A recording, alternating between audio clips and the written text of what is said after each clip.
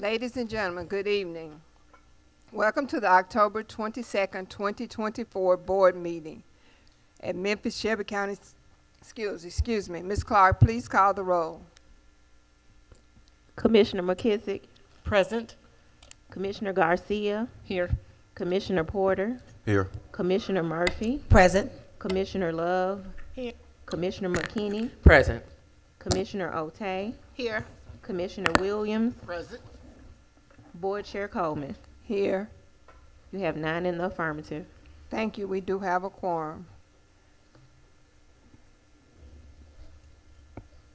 Tonight's posting of the colors is presented by Cordova High School. Please stand for the Pledge of Allegiance.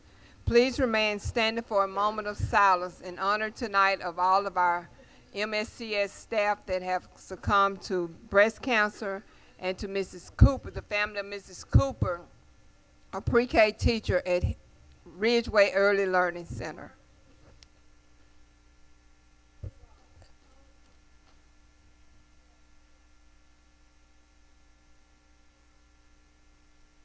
I pledge allegiance to the flag of the United States of America and to the republic for which it stands, one nation, under God, indivisible, with liberty and justice for all.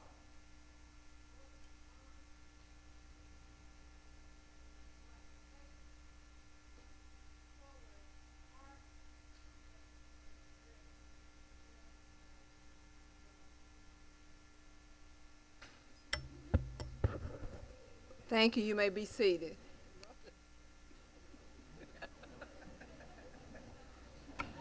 Big stick, you hit things every now and then. The question is now on the approval of the agenda. Are there any amendments? Tito has this one. Do this tonight. And I'll give you the. Madam Chair, item 12.3, suspension of policy 2001 per board That's the one I'm talking about. Yep. per board policy 2001. The district's priorities are to be set in October of each fiscal year. The policy needs to be suspended as the priorities will be set in November during the retreat.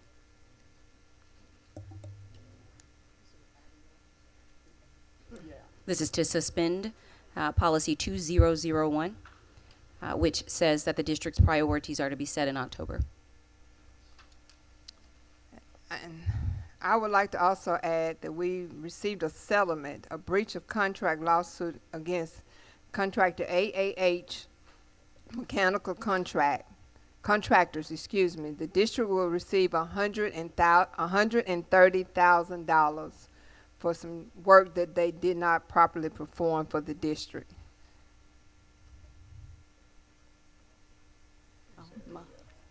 Is there a motion for the approval of the agenda? Is that added to the agenda? Motion. Second. So it is added to the agenda. Motion by Commissioner Williams and second by Commissioner McKissick. Roll call vote, please. Madam Chair, it's motion by Commissioner Otey. Excuse me, Commissioner Otey. Sorry about that. Commissioner McKissick, Aye. Commissioner Garcia, Aye. Commissioner Porter, Aye. Commissioner Murphy, Aye. Commissioner Love, Aye. Commissioner McKinney, Aye. Commissioner Otey, Aye. Commissioner Williams, Aye. Board Chair Coleman. You have 9 in the affirmative. Thank you. That motion passes. The agenda is approved. We are now on to public comment. In accordance with state statute, the board shall reserve a period for public comment during business and special call meetings. Only those members of the public who submit public comment cards to the board chairman prior to the commencement of this meeting shall be permitted to address the board. Public comments shall be taken in the order in which the public comment cards are received. A sign-up sheet for public comment will become available 30 minutes prior to each applicable meeting and will be closed at the start of the meeting. This sign-up is located at the entry table just past the security checkpoint. Speakers must state their name, organization he or she is representing, if any, and subject of their comment before they are permitted to proceed. Speakers may offer objective comments about school operations and programs that concern them. Speakers are asked to refrain from using names of personnel or names of persons connected with the school system, particularly when lodging a complaint. Speakers will not be permitted to engage in gossip, make defamatory comments, or use abusive or vulgar language. The chairman shall have the authority to terminate the remarks of any individual who is disruptive and does not adhere to board rules. Dr. Schultz will announce the number of speakers and the time allotted per speaker.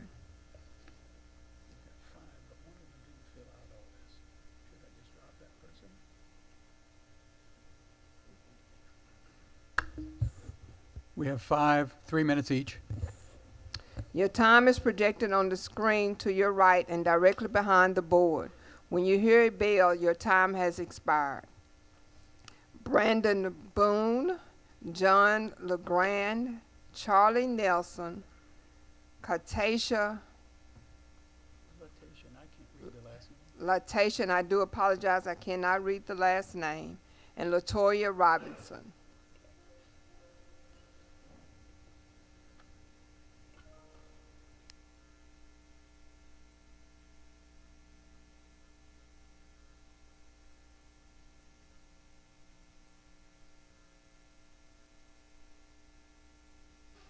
All right, testing. There we are. Thank you. Good evening, board. My name is Brandon Boone, and it's just an honor to be here. I am a Man Up Fellow, and my executive director goes by the name of Dr. Washington. And since being in the nonprofit teacher fellowship, they have perfected my professionalism, my pedagogy, and my presence. And it's also been a place of family, fellowship, and physical progression. And in the words of my CEO, it's not about the money until it's about the money. And we'd love to partner with Mscs. A part of being a Man Up in this Man Up Fellowship, they have paid for my master's degree, my master's art in teaching, and my principal certification. Next, we have approximately about 60 fellows across Shelby County, and among them, they are also in leadership. And we currently impact about 40% of the student population right here in Shelby County. And humbly speaking, the men we have in this program, not only do we show up for work, but we excel at work. Because we understand it's not just about work, but this is our calling. We are called to do this. We are called to make an impact that's holistic. It's not just about academically, but we want them to be the best sons and the best daughters as much as possible. Thank you so much. Again, my name is Brandon Boone, and I represent the Man Up Nonprofit Teacher Fellowship, and it's an honor to be here. Thank you.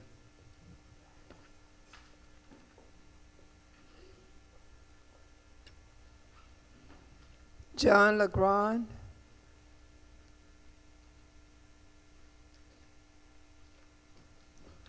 Good evening, board. It's a pleasure to be here. My name is John LeGrand, and I'm here to represent Man Up Teacher Fellowship in honor of CEO Dr. Patrick Washington. Our mission for Man Up is to get more black educators, black male educators, inside these school buildings. That is our mission, and that is our goal. And that is our mission. Our goal is to get partnership with MSCS to get these black male educators inside these school buildings. Thank you.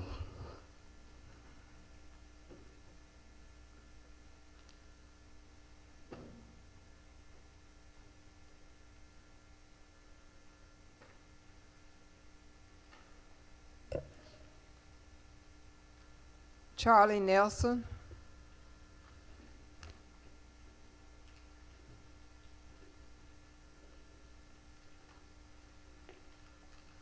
Good evening, board. How you doing?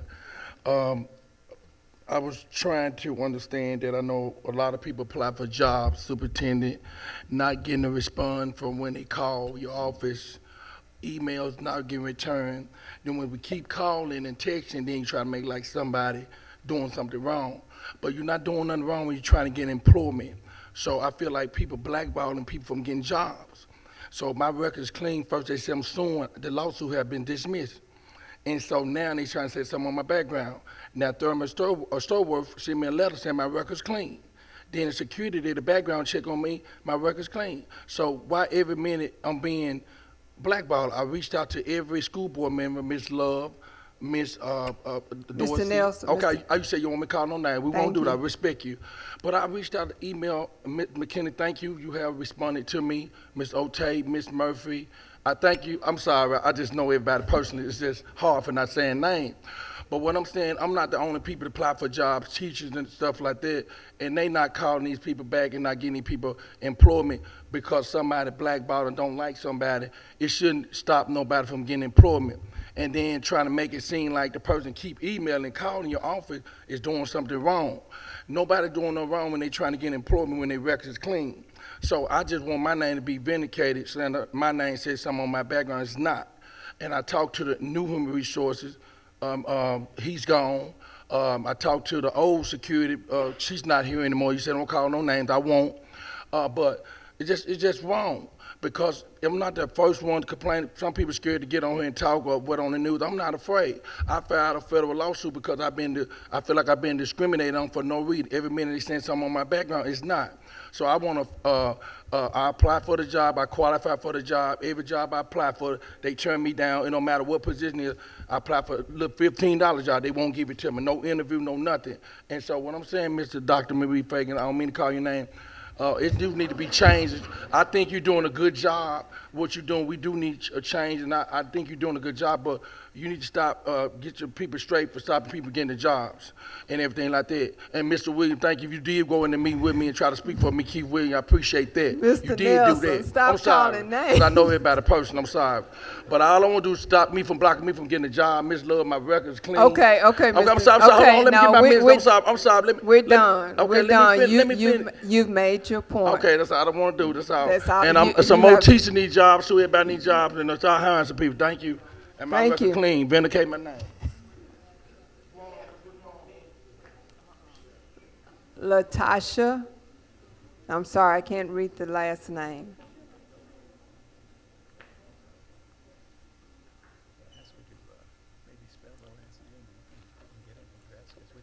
Good afternoon. How you doing?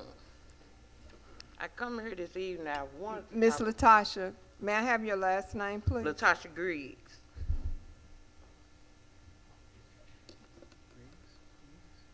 Griggs, Griggs. That's correct. And may I have your address? You can see me and give it to me off record, but I need your address if you don't mind. Thank you. 1095 Bama.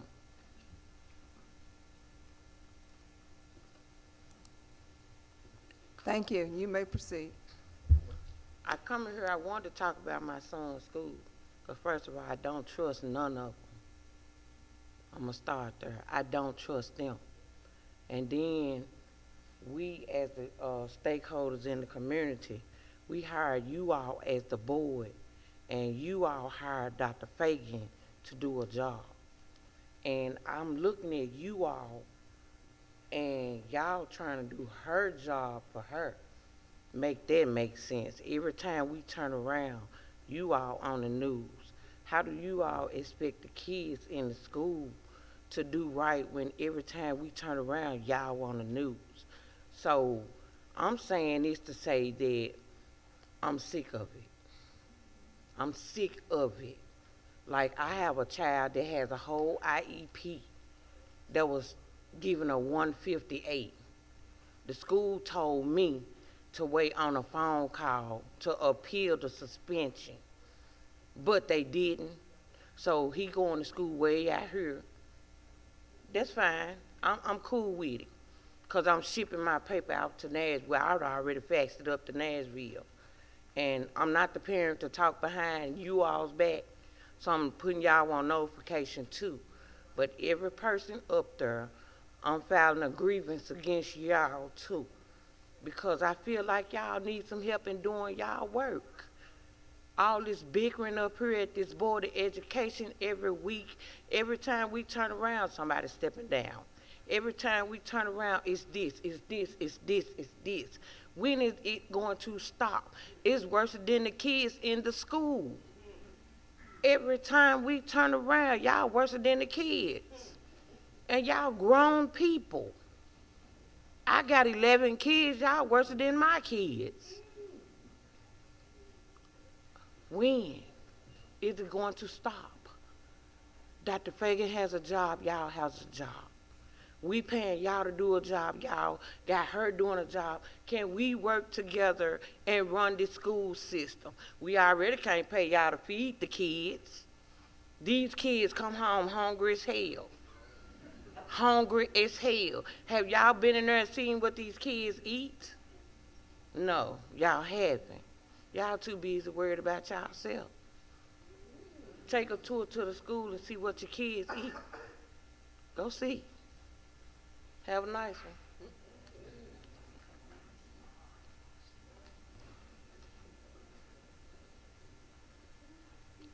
Ms. LaToya Robinson.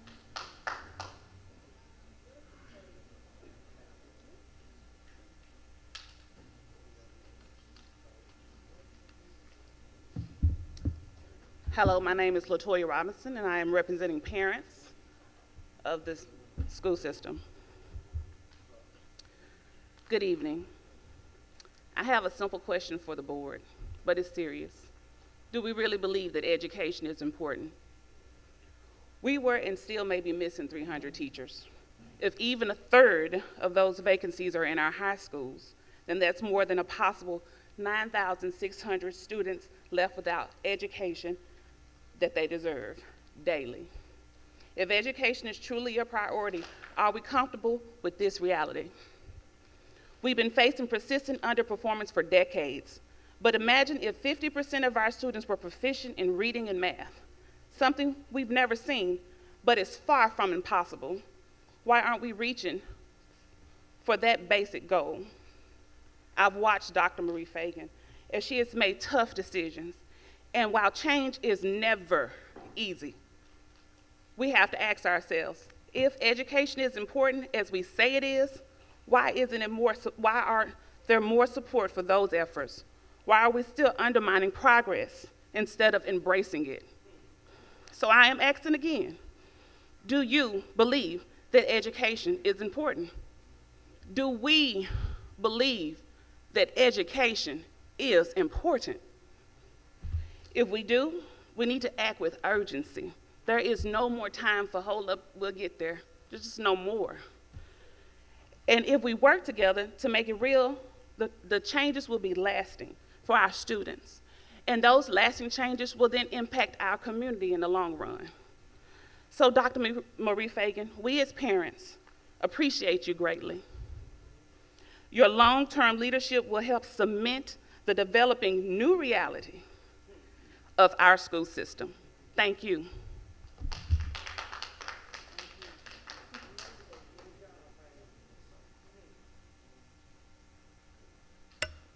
Thank you. The question is now on the approval of the minutes from the following meeting.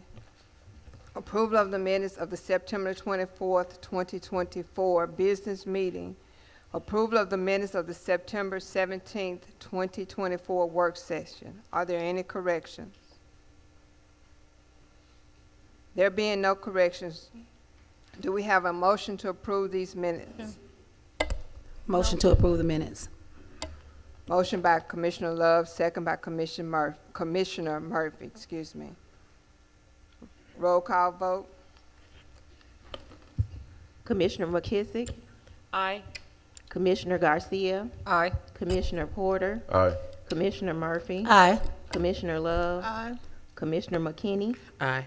Commissioner Otey, Aye. Commissioner Williams, Aye. Board Chair Coleman. Aye. You have 9 in the affirmative. Thank you. The minutes are approved.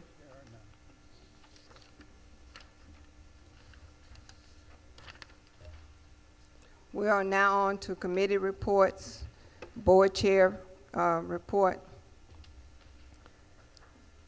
We have several things that we want to do this evening. Something new that the board has taken on to recognize the outstanding people in our communities. So each month, the board members have been asked to recognize at least one person from their district, and we're going to start tonight. And the first one we're going to recognize will be 3 outstanding young people, Evan Easley and Amy Zhang.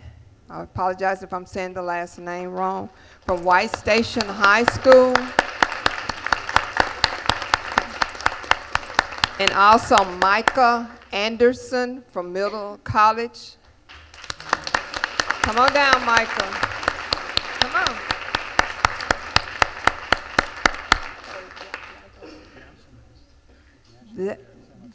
These 3 young people are national, not Memphis, but national merit finalists.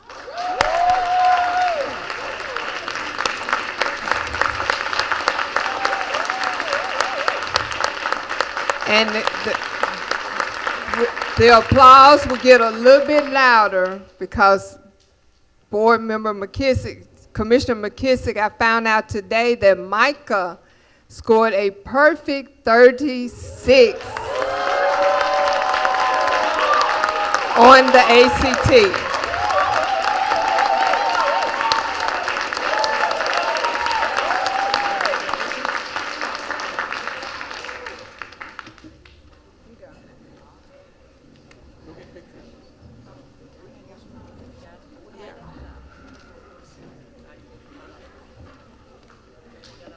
Yeah, because different people have been signing.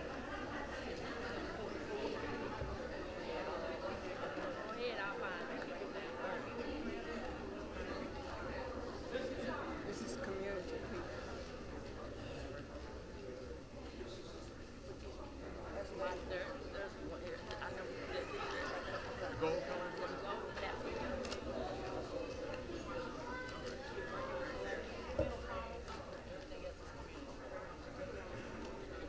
Word document. Word document. You just gonna do the word, you gonna do both? So that is correct, right? Okay, I just wanna make sure.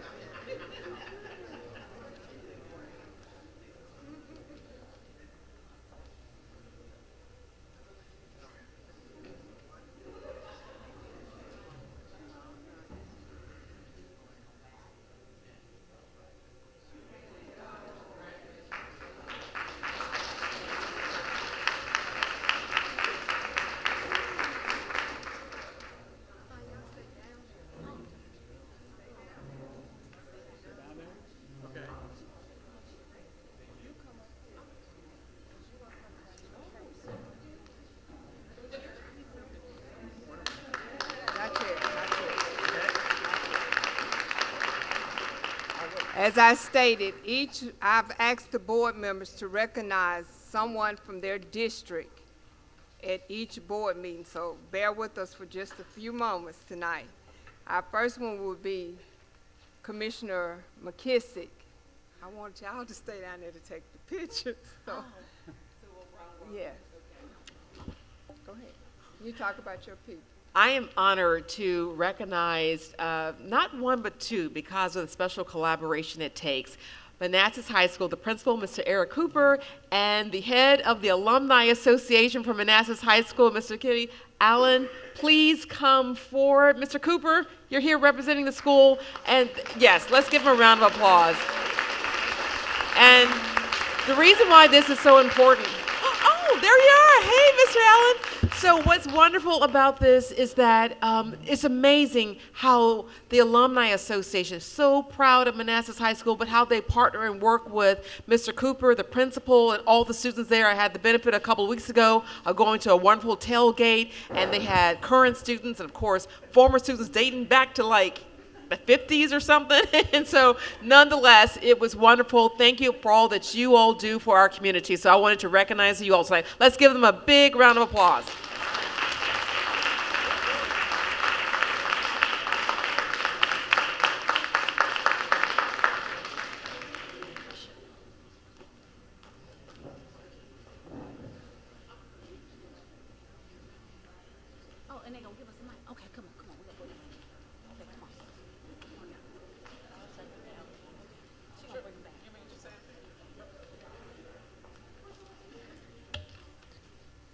while they're taking photos, for District 8, I want to recognize Adaria Crutcher.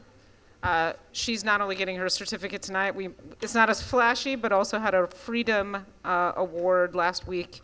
She helped co-found Story Unfinished to support students with struggling with mental health, and has helped nearly 500 of her peers cope with emotional challenges.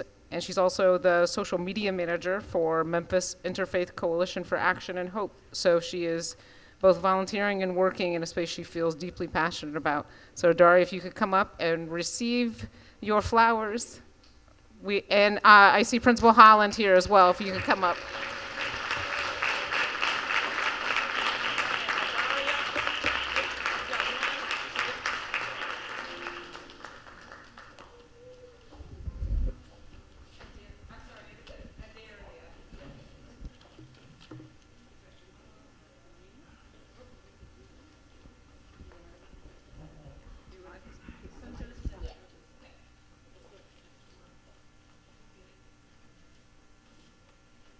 Next will be Commissioner Porter.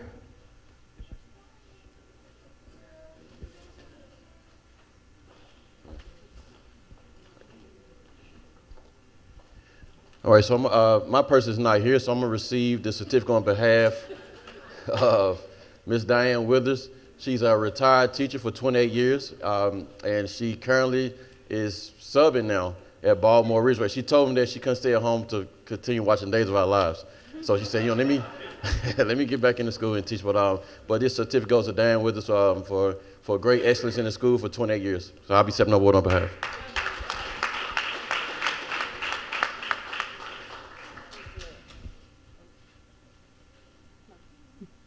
Commissioner Murphy. My principal that I want to recognize is the principal of Winchester Elementary School. He is Dr. James Patton. Dr. Patton finds innovative ways to keep our kids engaged. He has a game room for the kids for initiatives to make sure that when they come to school on time, they get 30 minutes to play games. He also have an initiative for the kids that have good grades that come to school on time. They earn tickets to win a prize. So it depends on how many tickets they collect. They either get to win a bike, a TV, or whatever they have enough tickets for. That's an initiative for the kids to come to school, be on time, and get good grades. So thank you, Principal Patton, for that.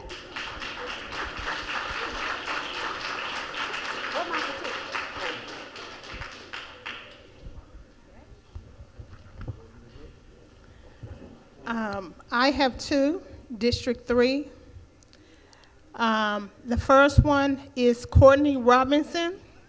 Ms. Meeks is going to receive her certificate. Courtney Robinson,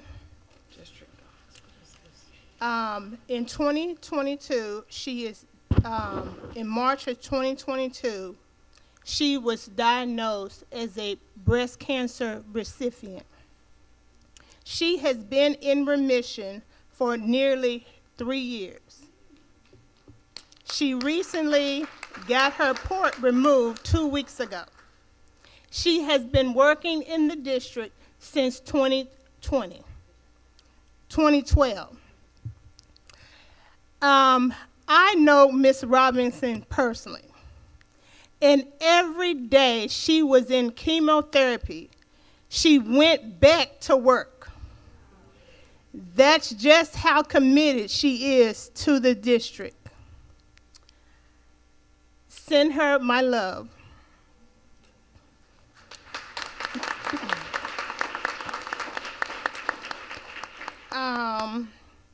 The next is Kamisha Williams.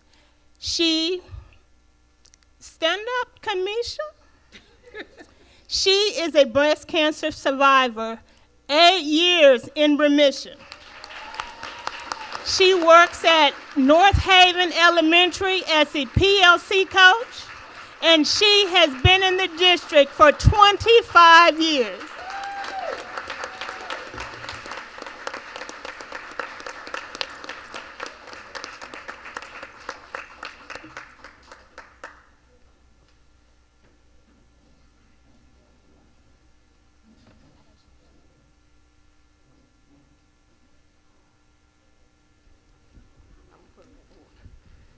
Commissioner McKinney. Thank you. This is very special and timely. I would like to ask that Sandra Pita and her family come up front. Sandra is a native of Guadalajara, Mexico. She arrived in Memphis at the age of 5 years old. She and her husband Juan have 6 children. 3 are graduates of Memphis-Shelby County Schools, and 3 are now attending Memphis-Shelby County Schools. Because education is important to her and the greatest tool she believes she can equip her children with, she has been tirelessly advocating for and with other Latino parents for the past 15 years. Past 15 years, dedication, commitment, not only for her own children, but for others. This is all to ensure that everyone has equal access to a quality education, such as CLU and school choice, given that their primary language is Spanish and often serves as a barrier.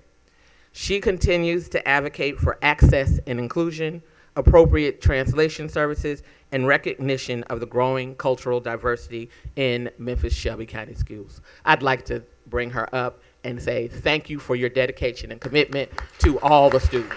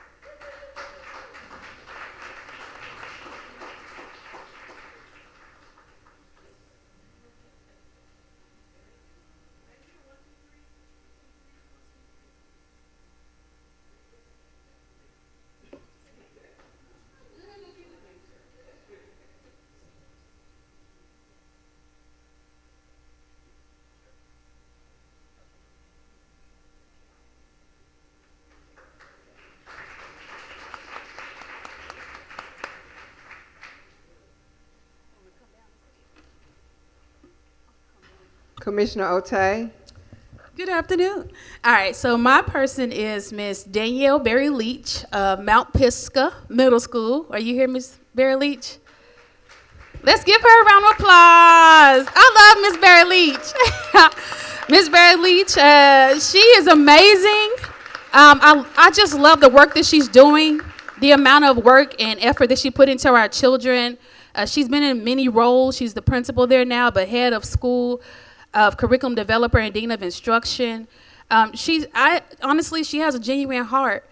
And the teachers know that she cares. The kids know that she cares. She puts in a lot of work. She comes early. She stays late. And I personally love her, so I wanted to make sure we recognize her. Let me take a picture first. So let's give her another round of applause.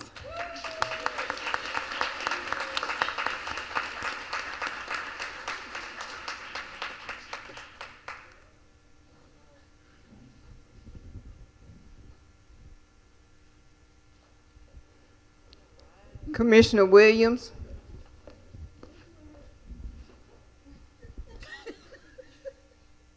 District 6, which is Whitehaven, the Whitehaven community of the city. And I'm sure Vincent Hunter, principal at Whitehaven High School, is present. If he is present, would you come forward? Also, I think I recommended Mrs. Mary Helen Sinclair. If she's present, please come forward.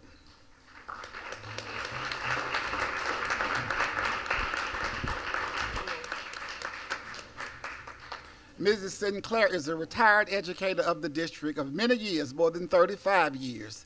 She now has a very thriving and successful ACT preparatory program where she guarantees success of the students who attend her program.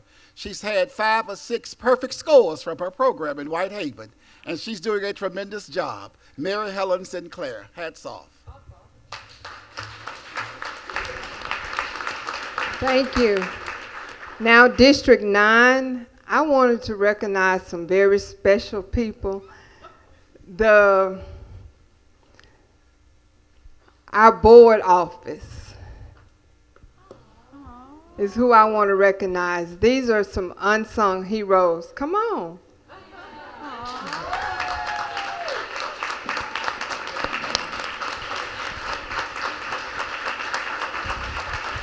I couldn't ask you to do your own certificate. But for the work that you all do, Karen left, she didn't know that I was doing this, but I appreciate you all. We appreciate you, not just myself. Answering the phone for us, saying yes to everything when you know you want to say no. But we appreciate special food, special drinks. You all are just an amazing set of people, and we appreciate you so much.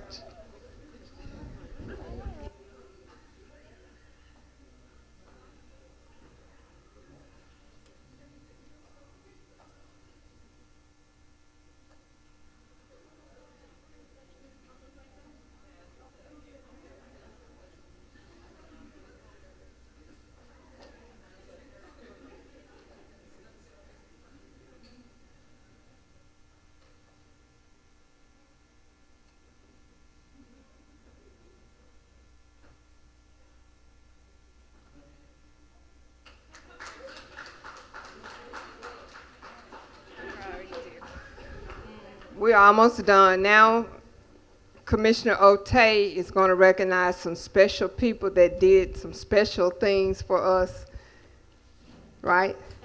Okay. All right, so I'm super excited about this. You're gonna hope, okay, perfect. So, okay. All right.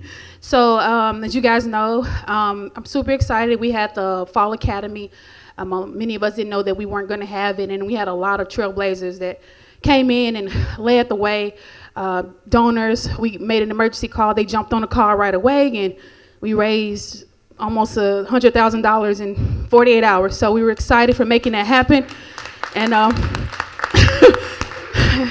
I'm just trying to remember the numbers. He's going to do a quick presentation, but we had over 1,500 kids register and 950 kids attend every day. So it was an emotional thing for me because I remember what it was like to have to send my kid up to camp and need that additional support. And I'm very, very, very, very active in the community. Everybody that knows me, I'm very active in the community. So many parents came to us, and our stakeholders, our community partners led the way. So I want to give some recognition. The first up, because he has to get to his service, is Mr. Pastor Ricky Floyd. Let's give him a hand. He actually offered up his services. He let us use his church. So Pastor Ricky Floyd, he is always fly with the capital F. If y'all can see, he had the green on today with the nice man bag. All right, Commissioner Charlie Caswell. I don't know if he's here today. He hosted a couple of conference calls and made sure we got in touch with some of the other, let me say up next, Pastor and First Lady Broadnax of First Assembly Church. Make sure I say that correctly. Just give me to the bottom. All right, next, we'll just keep it. All right, I'm gonna say them for last. Blue Cross Blue Shield of Tennessee. Anyone, any representative here? Okay.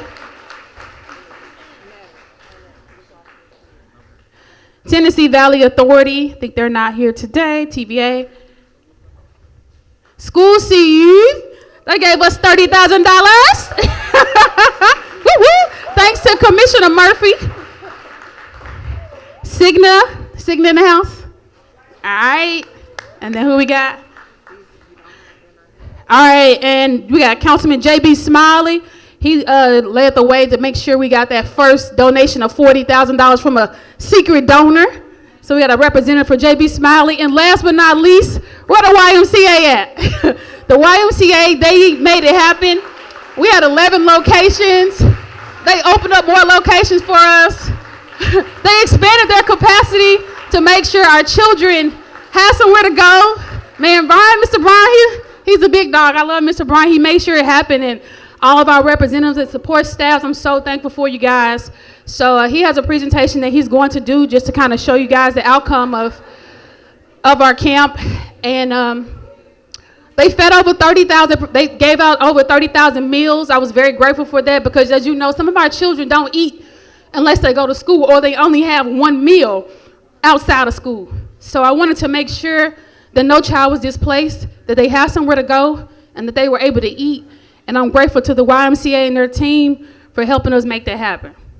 So can we get a picture?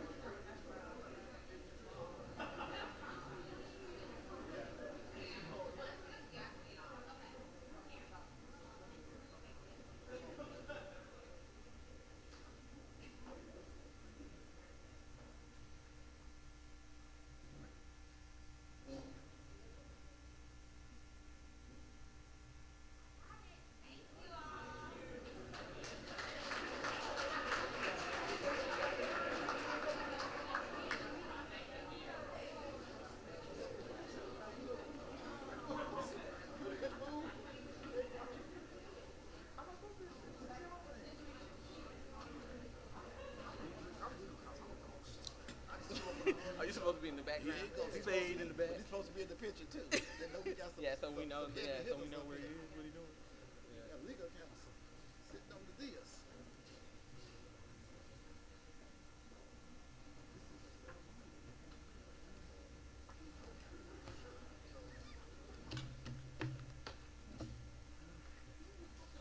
Wait a minute. A presentation. While he's getting ready for the presentation, District 3 represented tonight. Stop. Don't trip. District 7 in the house. We're in your hands, Mr. Bryan. Thank you. Ready. Well, my name is Brian McLaughlin. I'm the Chief Operating Officer for the YMCA. Thank you, Chair, Superintendent, Commissioners. You know, we are so proud to be able to partner with all of our partners that were up there and with Memphis-Shelby County Schools. We say when school is out, the Y is in. And so we are proud to be able to wrap our arms around our student and families to offer that care. One of those was fall break, the fall break program, where we were able to, you know, do STEM activities and do literacy activities and really let kids have an experience of fall break to try new things. And I want to share with you some of the stats from fall break so that you can see kind of what happened over the week. And so the first slide up there, is that we were able to open 11 locations across the districts to make sure that we had locations that were accessible for children and families. And you can see those. That was partnerships between churches, YMCAs, and the schools to make sure that we had these locations present. And so if you look at our impact, we were able to serve over 1,654 students. Our average daily attendance was 952 students, and we had 419 students that were on a wait list. However, once we saw our capacity to our teacher ratio on Monday, Tuesday, we started to try to move those kids off the wait list. Some of them already had found their care. Some wanted a specific location, but in preparing for the breaks ahead, we'll make sure, like our other programs, that we don't have wait lists and we have a spot for every child. When we talk about the team that put this together, you saw some of them up there. We're so thankful for their leadership, but there were 149 other employees that were able to work fall break camp. 20% of those were Y employees who are also Memphis-Shelby County employees. So really excited to be able to use the school district employees in the programs. Kids see those same familiar faces, and then our staff, the same familiar faces they see at the end and beginning of every school day. And then in addition to the fall break program, we were able to stand up 57 meal sites across the district. and we served over 31,000 meals across the district, breakfast and lunch for students. We were able to do that across all of the district, and those were at fall break sites or regular community sites where kids could actually just walk up, be able to get program, and also be able to get a meal. And we would not have been able to do this free for all students if it weren't for those partners who stood up in those 48 hours where we were able to raise $100,000 to make the program completely free for all the students that were there. So what an accomplishment for everybody to come together to be able to do that. And we're really excited about that. And then we've mentioned our community partners, and we were so grateful for them. It came in at the last minute, but the city of Memphis, when we started filling up to our capacity, they opened 2 additional community centers for students, in addition to their 7 centers that they were already operating next to us. So 1 phone call and they sprang into action, and they also allowed us to set up meal sites at every community center throughout the city. So we're really excited about that. And then you can see there's just some pictures there on the last slide there of the kids having fun for Fall Break Academy. So we're thankful for the partnership, and we're excited as we continue to look forward to the breaks to come, that we can wrap our arms around the school and our kids and our families. So when school is out, the Y is in. Thank you.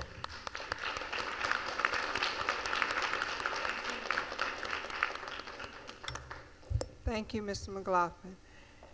We're almost complete with the chair's report. Each October, we have to select committee chair and co-chair persons, and at this time, these are the names that I would like to submit to head up our departments for this school year. For academics, we have Commissioner Keith Williams, co-chaired by Commissioner Sable Otey.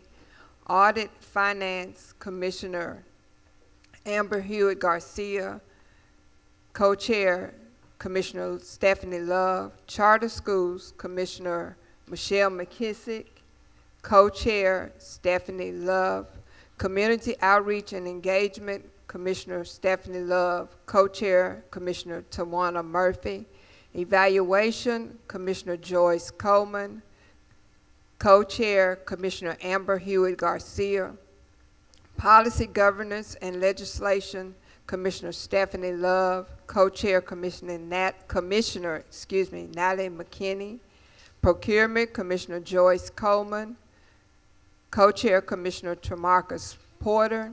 Budget, which is a new committee this year, Commissioner Amber Hewitt Garcia. Co-Commissioner Tremarcus Porter. Facilities, a new one this year, Commissioner Joyce Coleman. Co-Chair, Commissioner Sable Otey. Policy Modernization, a new one this year, Commissioner Stephanie Love. Co-Commissioner Natalie McKinney, I'm sorry. I get to saying it. My last one is that each year we have to select people to serve on the PECA for our PECA, and it's that time. And I would like to nominate myself and Commissioner McKinney to serve. And as our 2 representatives, Ms. Liz Marable and Ms. Antronice Naper, to serve for our PECA process. Motion. Commissioner Love, motion. Second. Second. Commissioner, second. By Commissioner Otey. Roll call vote, please.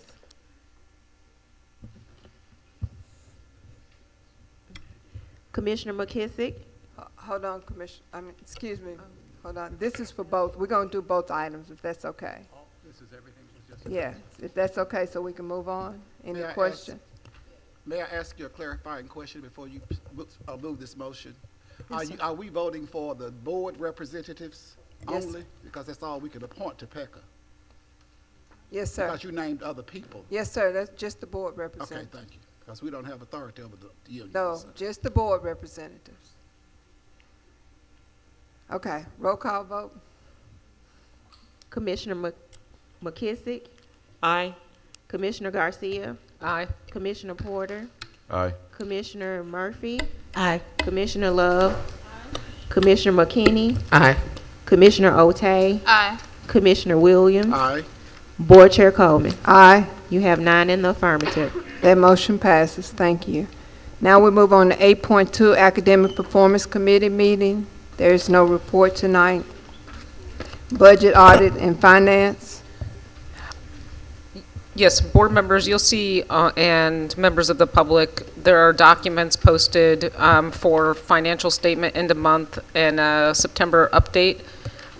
Chief Langston, could you just give us 30-second overview of what these documents are and how frequently they're presented to us, just for people listening in and for our new colleagues? Commissioner, you have to ask the superintendent then. I apologize.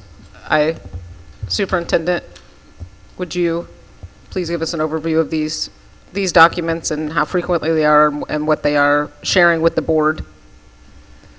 Good evening. So the introduction of the finance presentation is something that I wanted to add to the board business meeting monthly from a space of transparency. Certainly we share it, but to add it as a continued or consistent report.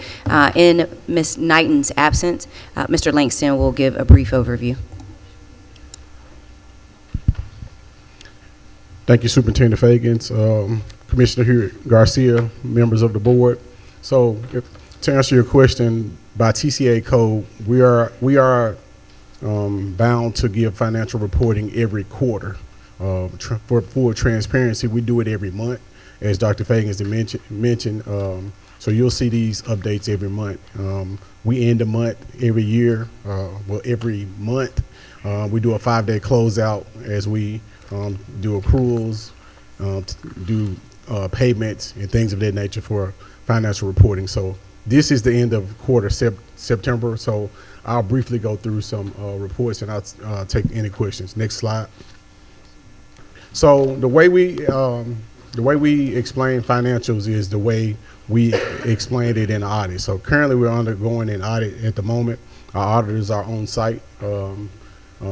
And what the auditors asked of us is that we give a overview for anything that's over 10% in a variance category. So that's the way we explain it to the board. Obviously, you can go through the full report that's posted online for details, but as you'll see, year over year, when you look at our revenues, we increased by $18.9 million. Again, when I say year over year, this compared to this year of September 2024 compared to September 2023, we are up by $18.9 million. That means we received more, $19 million more this year than we did last year. And here's a couple reasons why. Our local revenue is up by $893,000. That's our investment income. Our investment income is with Regions Bank. So when we have our cash at Regions, when we're investing in that, when the market is up, then the investment income is up. So right now, actually over the past few years, it's been doing really well, and that trend is continuing out now. City of Memphis, that is not a year over year.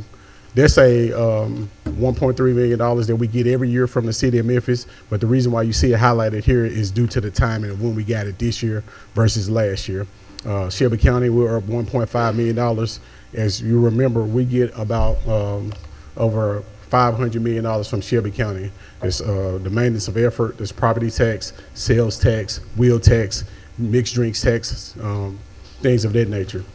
The state of Tennessee is up $15.8 million. That is our TISA, what we received from the state of Tennessee. So again, what you'll see here is that this time last year, we had about $15.8 million less in TISA income than this year. And then finally, our federal income, you'll see we got $5 million more this year, and it's due to indirect costs. What are indirect costs? Indirect costs is when we have any federal grant that comes before you as a district, we're able to charge, for layman's term, a maintenance fee on every federal grant that we get. It's usually about 15% for indirect costs on unrestricted grants, and then it's around 4% on restricted grants. So we've received about $5 million, and it's mostly attributed to ESSER at this time. Next slide. So as it relates to expenditures, again, there was revenue. We have, again, $19 million more in revenue. So when you go to expenditures, this is where we are adding expenditures year over year. So our salaries are down about $5.6 million year over year. This essentially because we had more ESSER funds last year than this year. As it relates to salaries directly related to his benefits, we're down $1.4 million in what we spent in benefits this year versus last year. Our professional services is up $300,000. That's mainly related to our software contracts. Contracted services, we're down $40.6 million. That's only related to the timing of when we did our custodial contracts. You'll see supplies and materials are down about $14.9 million this year. We did a textbook investment last year where we didn't have to do it this year. Capital outlay is about $500,000. And then the last big one I'll hit is charter schools. We're up about $4.7 million more that we're passing through the charter schools, and that's essentially because charter schools enrollment has increased this year versus last year. And then if you can go back to, I'll go quickly through the capital slides, and then I'll take any questions. If you can go past these slides, I won't bore you with these. Can you go back one slide? This one quickly tells you that as of the end of the quarter, we've spent about 28.6% of the budget. That's roughly about a fourth of the budget, which is where we want to be. So if you're keeping tabs of how we're spending funds, a fourth of the budget through the first quarter, in 4 quarters, that means we're right on pace with what we do with our spending. So we're not spending too much or too little. So that's a good sign. If you could go to a few slides back to the capital slides, and I'll quickly run through the capital slides. Keep going. You can keep going. These are just nice fancy graphs. You can stop right there. So right now, when we look at our capital and budget, which is one of our major budgets, we have about, when I say county funded projects, that's money that we get directly from the county that we fund projects. We have a budget of $97 million, and we have 4 active appropriations from the county.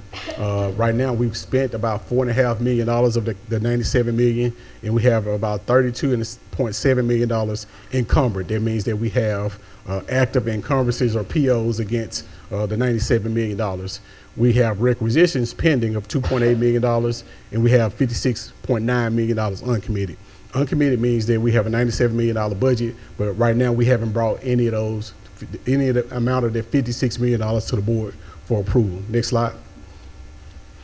So real quick, in our FY22 appropriation, you'll see noted here, it's the $1.3 million we always had set aside for the Whitehaven STEM building. Right now, we've received invoices of about $9,000 for the Whitehaven STEM building, and we still got about $1.2 million left to pay out. Next slide. And then the majority of our funds, so we started getting the new bills in FY23. So you'll see here, I'm sorry, this is I'm on FY23. FY23, we had 2 active open projects. They're in the final stages. There's a roof for Bolton. That's the design for Bolton. And then we had various income systems that we're replacing. Next slide. So in FY24 is when we started receiving money for the new bills. So we got about $46.7 million from the county for the new bills. Obviously, you have New East Region, and then you have Fraser for new construction. We've spent about $3 million for those, primarily on design, and we have about $23 million set aside for design. I will tell you that as far as Fraser goes, the demolition for Fraser has started, so they're starting to do pre-site work for Fraser. We still have about close to $20 million set aside in FY24 for the new bills. Next slide. In FY25, we got additional funding for the new bills. You see $31.9 million again, and $9.9 for Fraser. And then this year we got about $5.3 million for deferred maintenance projects. You'll see these projects here. We've encumbered about $8.7 million for the new bills. And then in the coming months, you'll see we'll bring before the board projects related to the $5.3 million. I'll stop there because this was supposed to be brief, but when you give me a mic to talk about finance, I can talk all day long. Any questions from our colleagues? Sorry. Hold on. Commissioner O'Tay.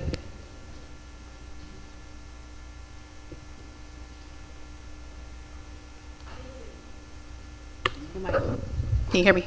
Perfect. Question, Superintendent. I did send an email referencing this, and I was just wanting to see where it is itemized via the budget. What instructional programs or services were discontinued this year? There's been lots of emails from principals, teachers, and they have been asking me to ask about that. I know one of the instructional programs that were discontinued was for our common formative assessments. That was a way to test all of our students across the district in ELA, math, and science, and really grade our students in real time. So what I was looking for on the list was, I guess if you could kind of itemize that, or we can kind of get feedback on that, and also just a little bit of information as far as those programs that were not renewed or discontinued. What were the pros and cons of those? Thank you for your question, Board Member Otey. Your direct question, I believe, is about common assessments, and you want to see those in the budget? Yes, and also the other instructional programs that were discontinued that's included in this budget. And if there were, what were the pros and cons of those being discontinued or continued? I would need additional information. Instructional programs is very broad, but the common assessments, I do understand what you're alluding to there, but the instructional programs, that would need additional context. Absolutely. So, of course, we're not supposed to name programs, but a couple of principals have asked me to just inquire about that. Because that was a way to assess our students in real time with those 9-week assessments, and those have been discontinued, and they have been asked to purchase that program themselves, which was somewhere around $26,000. I think about 5 principals had mentioned that to me. So and some of those schools are not equipped to pay $26,000 for that program that was discontinued by the district, so I just wanted to get feedback on that. So the common assessments and RFP was placed in March or April for the common assessments to provide additional opportunities for principals, for schools to use. And so, Board Member Love, I think you've asked the same question, so just want to make sure that we're responding to the accurate question. Where we are in this process is master agreements being made available. Those are seeded, to my understanding, from the team with legal. And so the development of those will allow principals to utilize the common assessment of their choice. So one of the issues that was also brought to me by at least 3 principals was it was already almost halfway through the school year, and it'll be pretty difficult for the educators, the teachers, to learn something new mid-year. And if we could maybe finish out the year with using that tool, and then maybe move on to something else next year, if that's an option. So there is an issue with the tool that you're referencing in terms of data sharing. As shared, that sits with legal right now for review.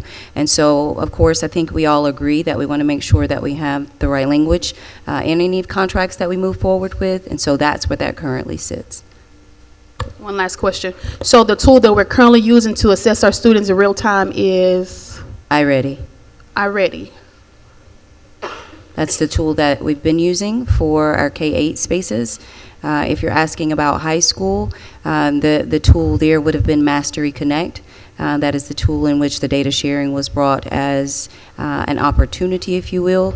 Although the district has used it, to my understanding, for the previous 4 years, at this point, upon review by council, there was additional conversations that needed to be held with the vendor. And so I think additional questions could be handled offline directly of what that consisted of with council directly to provide some additional context for that particular vendor. Gotcha. Okay, so just last thing, and I'll get over here. Just wanted to get clarification on how each school will assess student achievement in real time, and what are we using to replace that tool that we were using to assess our students every 9 weeks, so that we can see where our children are, so that the principals can put a plan in place to make sure that we're on track to produce students that are performing. or ready for Some the next schools grade level? currently use ANET. Some schools use iReady for K-8. When the master agreements are available, then schools can select. They can either continue with the vendor that was stated, or they can choose amongst the other eight, for which some schools wanted to choose a different vendor. So currently, all schools don't have anything in place. I think you're specifically asking about high schools. iReady is for K-8. Okay. So currently, all the high schools do not have anything in place. Some high schools use ANET. Okay. So that's okay. Got it. So no. All right. Commissioner Williams. Self-insured. Can you give us the breakdown of how much money is collected for premiums and how much is spent by the district, or how much do you absorb from the process? Mr. Langston. That's a great question, Mr. Williams. I don't have the numbers right off. I can send it to you in the board insight this week. What I can tell you is that for that insurance over the past, post-COVID has looked different than it did pre-COVID. What you'll remember is pre-COVID that we were running in the black for our insurance coverage. Pre-COVID, now where we are and what rates we've seen is that we are supplementing the insurance fund and we're for the general fund. So I'm happy to get those numbers for you. But I will tell you again, what you'll remember is pre-COVID, we was running in the black, which means I don't want to use the word profit, if you will, but now it looks a little different post-COVID, but I'll be happy to send you the exact numbers. More than you spend? We're not collecting more than we spend now, okay. No. What money is coming from the city of Memphis that you mentioned here? What do they give and how do they give it? So for the past, post merger with a settlement, we're in year 9 of the settlement. We get about $1.3 million from the city of Memphis. What I can tell you also, in addition to that, for the first time this year since the post merger, we've got $1 million in capital funds from the city of Memphis. But if you're referring to the recurring funding that we get, it was a 15-year settlement. This is year 9. We get about $1.3 million every year from the city of Memphis. Is that impacted by the maintenance of effort? That is not impacted by the maintenance of effort. How much did we receive from the funding source that we have now with the state? With the state? TISA. If you can go back, I'll show you the exact number, Ms. Timberlake, I'm sorry. Can you go back to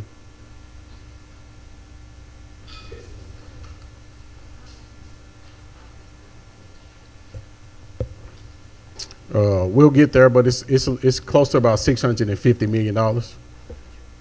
I'm sorry. This is at the quarter. We're doing a budget actual, but we get about $650 million net when it comes to TISA.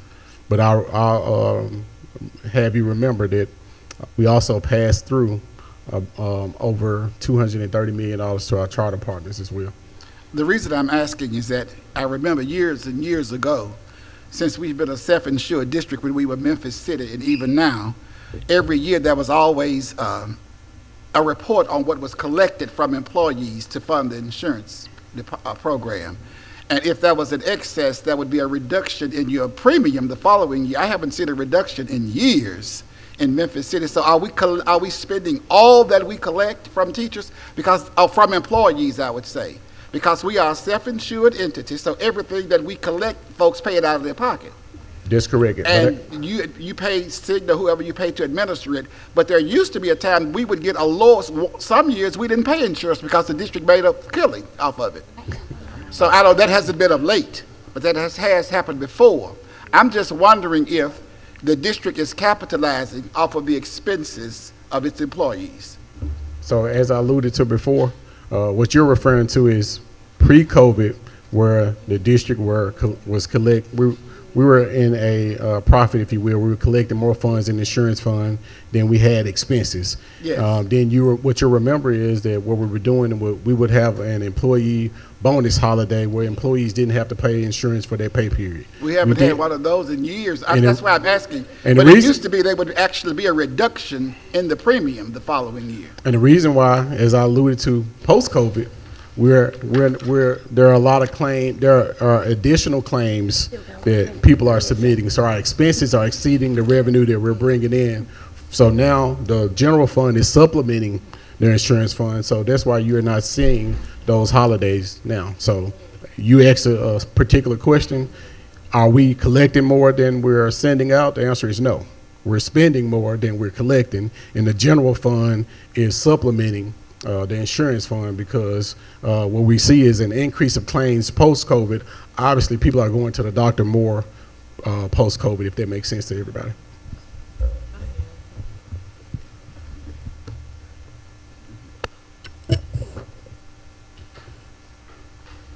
Commissioner McKinney.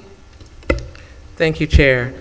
Superintendent, thank you. I have a request first. Can you all make that a little bigger? I can't see it. Thank you. I cannot see. Okay, thank you. The other thing is, to be clear, can we go back to the revenues slide?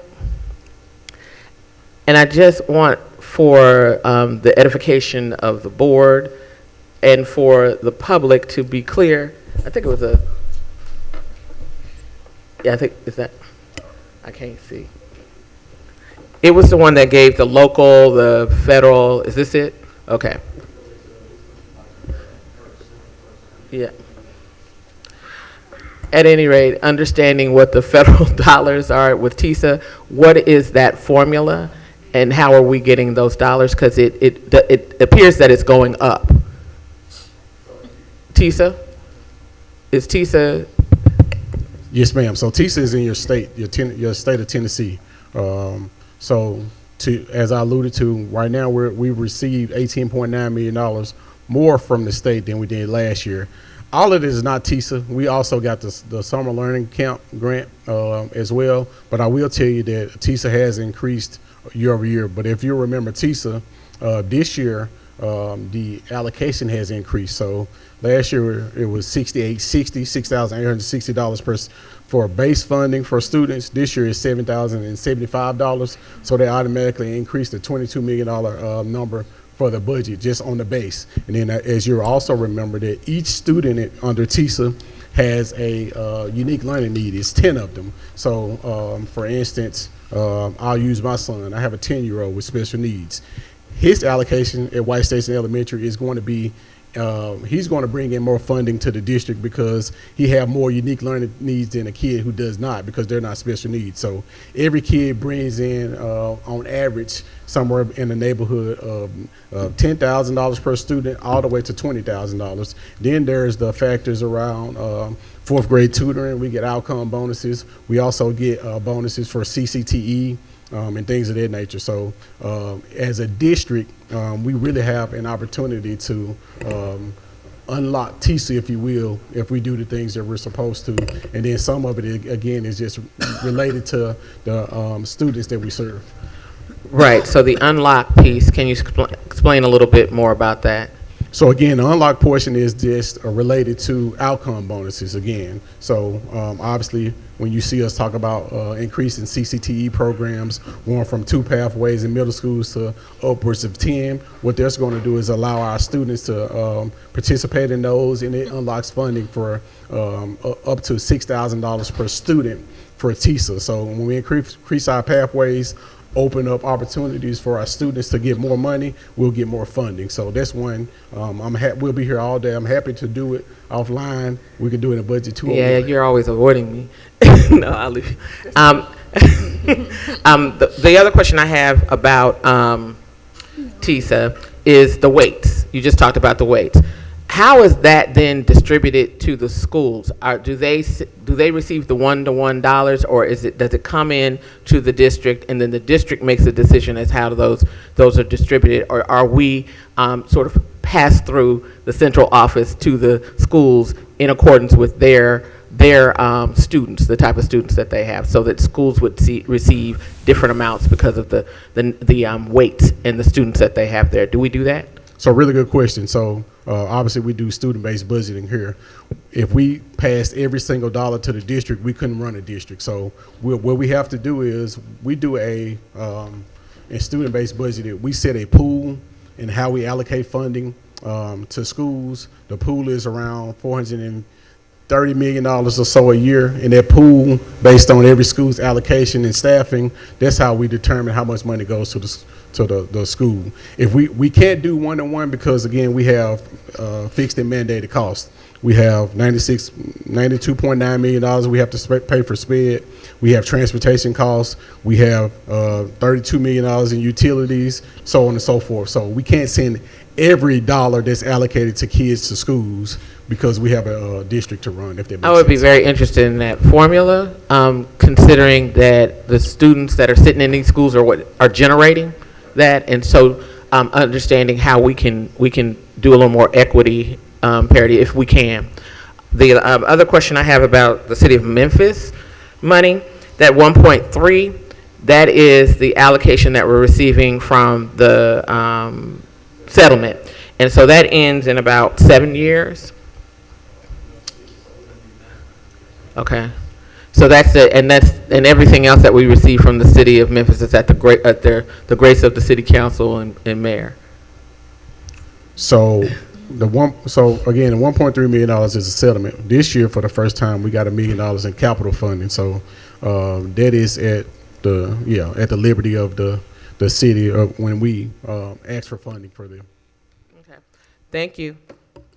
Board, I'm going to ask that we pause this for just a moment. We have some young people in our audience, and it's a school night. So we want to be considerate of them, something special that our superintendent has brought some young people. So we're going to turn this over for the next few minutes to our superintendent. Thank you, board. Good evening. Last Thursday, we had the opportunity to celebrate 3 of our youngest leaders who were recognized. They received the 2024 Keeper of the Dream Award by the National Civil Rights Museum. This is for dedication to social justice and community service. And so if Adaria is still here, Crutcher, senior at White Station High School, and this was read earlier, but for those who did not hear, she co-founded Story Unfinished to support students struggling with mental health, helping nearly 500 of her peers cope with emotional challenges. Additionally, as the social media manager for the Memphis Interfaith Coalition for Action and Hope, Micah Youth Counsel, she promotes youth advocacy, engaging an audience of almost 600 young voices across Memphis. Adaria?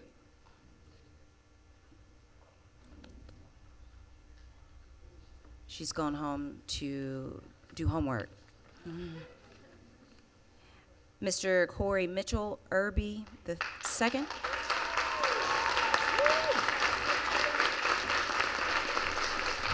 Corey is a senior at East T-STEM Academy High School.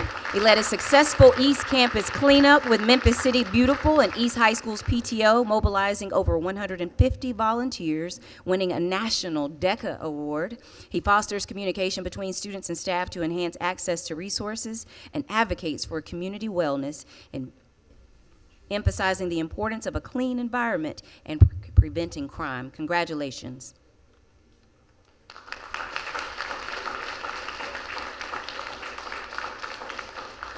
Miss Maria Fernanda Machado, a dedicated, she's not here?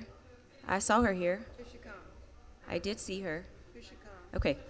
A dedicated senior at Central High School, has made significant contributions as a student attorney for youth court services and by founding Soy Mia, a nonprofit providing free menstrual products to the Hispanic community in Memphis.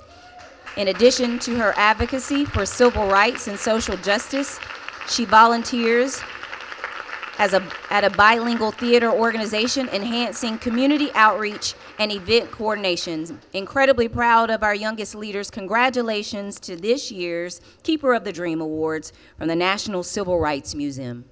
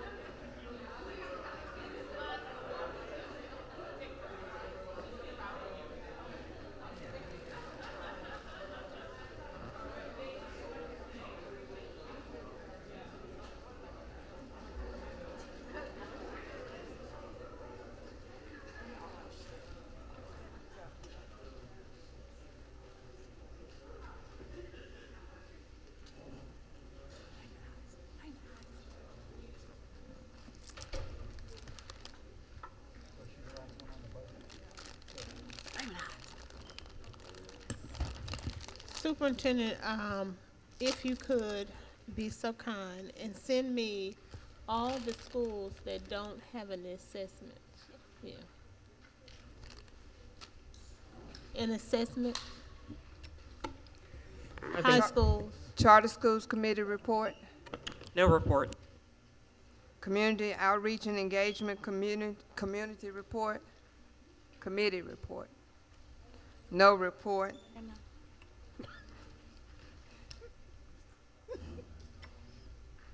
Evaluation Committee report. Did anyone have any questions from the meeting on yesterday? Can you just clarify what the next steps are and where we will be, what do we have left to work on, and will there be a special call meeting for approving the evaluation? There will be a special call meeting. Yes, we had said we was going to try to have everything complete by Friday, but we may have to extend it out till next. We come back Wednesday, right? Next Thursday. So we will have everything complete by next Thursday. Okay.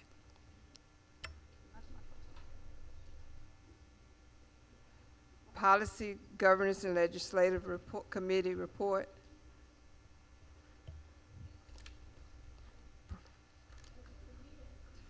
There's no report. Procurement Committee. The items are on the agenda. Items are on the agenda. General Counsel's report. Thank you, Madam Chair. No report. We have a report for you, though. We have a report. We got a report.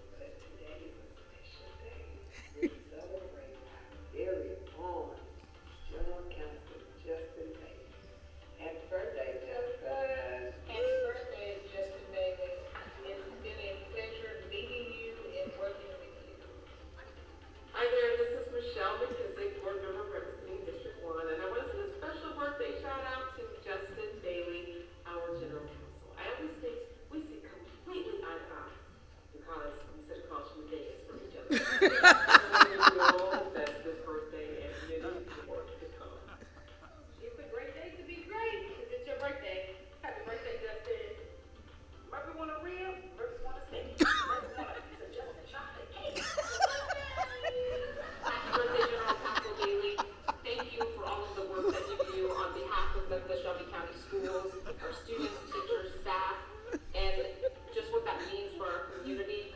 I know how hard you work, and I know how hard your team works. So get out, enjoy a bike ride, enjoy time with your beautiful family, and I hope you feel celebrated. We're thankful for you, and enjoy your day. Happy birthday, Justin. Happy birthday to you. Happy birthday to you. Happy birthday. Have a great one. Chief Baby, thank you for all that you do for our school system. Happy birthday, and may all your pain be champagne.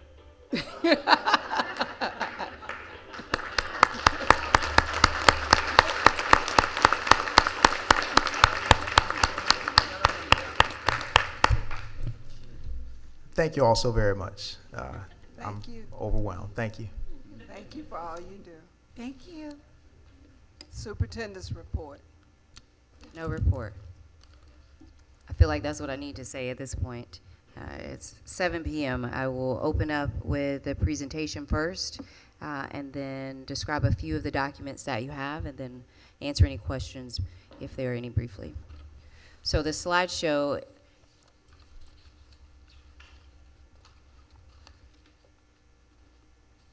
just an update on where we are in terms of enrollment. You're looking at week 9 for the previous year and current year, 108,610 as compared to this year's 111,027. You're looking at a present rate just a slight difference. If we're looking at it percentage-wise, looking at the truancy rate, again, that's how we fared last year, and then our chronic absenteeism high-risk rate. Of course, we don't know the exact rate, but these are the students who are currently at risk if they continue on the same trajectory as they are today. Continuing to look at our attendance here, this is about parent and community volunteers screen and approve. This is an increase from 1741 volunteers in the same period. These volunteers contribute by serving as classroom assistants, contribute as tutors, mentors, field trip chaperones, athletic coaches, test proctors. So this is just an overview of how we are thinking about including more of our partners, our families, and those who want to support the work. On the right-hand side, you can see the total number of students who were screened in August, and then just backwards looking at July. I'm not sure why it's out of order here. For a grand total this year of 1869. This is just on top of the conversation that I believe Board Member Ote had some questions last time. Moving to the next slide. The facilities update. Of course, we continue to share this weekly with the board and board insight online at our project build. The next one should be up at the end of this month as it reflects the previous month. You're looking at the ongoing capital projects on the left. There's 73 total projects, and that's the breakdown of the projects. You see the largest number here is 25 intercom replacements, followed by 11 HVAC upgrades. At this point, we are monitoring as the season starts to shift, just thinking not HVAC anymore, but our heating systems. Once we turn the switch on, it is on, and so just monitoring now what our buildings look like from that perspective. On the right-hand side, we've continued to be transparent about the total number of work orders. You can see that it is down. We're still cleaning up the system, so this number today is just what we have in the system, but this will continue to shift as the team cleans up the numbers in terms of data, but also closes out many of the work orders. You can see the highest number here being reflected in our electrical with 1492, followed by 955 with our heating, ventilation, which is our HVAC. And so we continue to have those ongoing concerns. The team has been doing an outstanding job just getting in and out of our buildings, not just assessing, but actually carrying out the maintenance, if you will, required, getting the supports that are necessary to replace many of these items. You can see asbestos and apparent mold growth. Whenever we have a referral or receive a concern, we take it serious, and so you can see some of those beginning to climb just a little bit. And then you can see at the bottom here, our plumbing is at about 441 work orders, and then our carpentry is about 462. Fire alarm systems, the state is currently monitoring or getting in and out and performing those assessments, but our systems themselves, about 215 work orders in for those.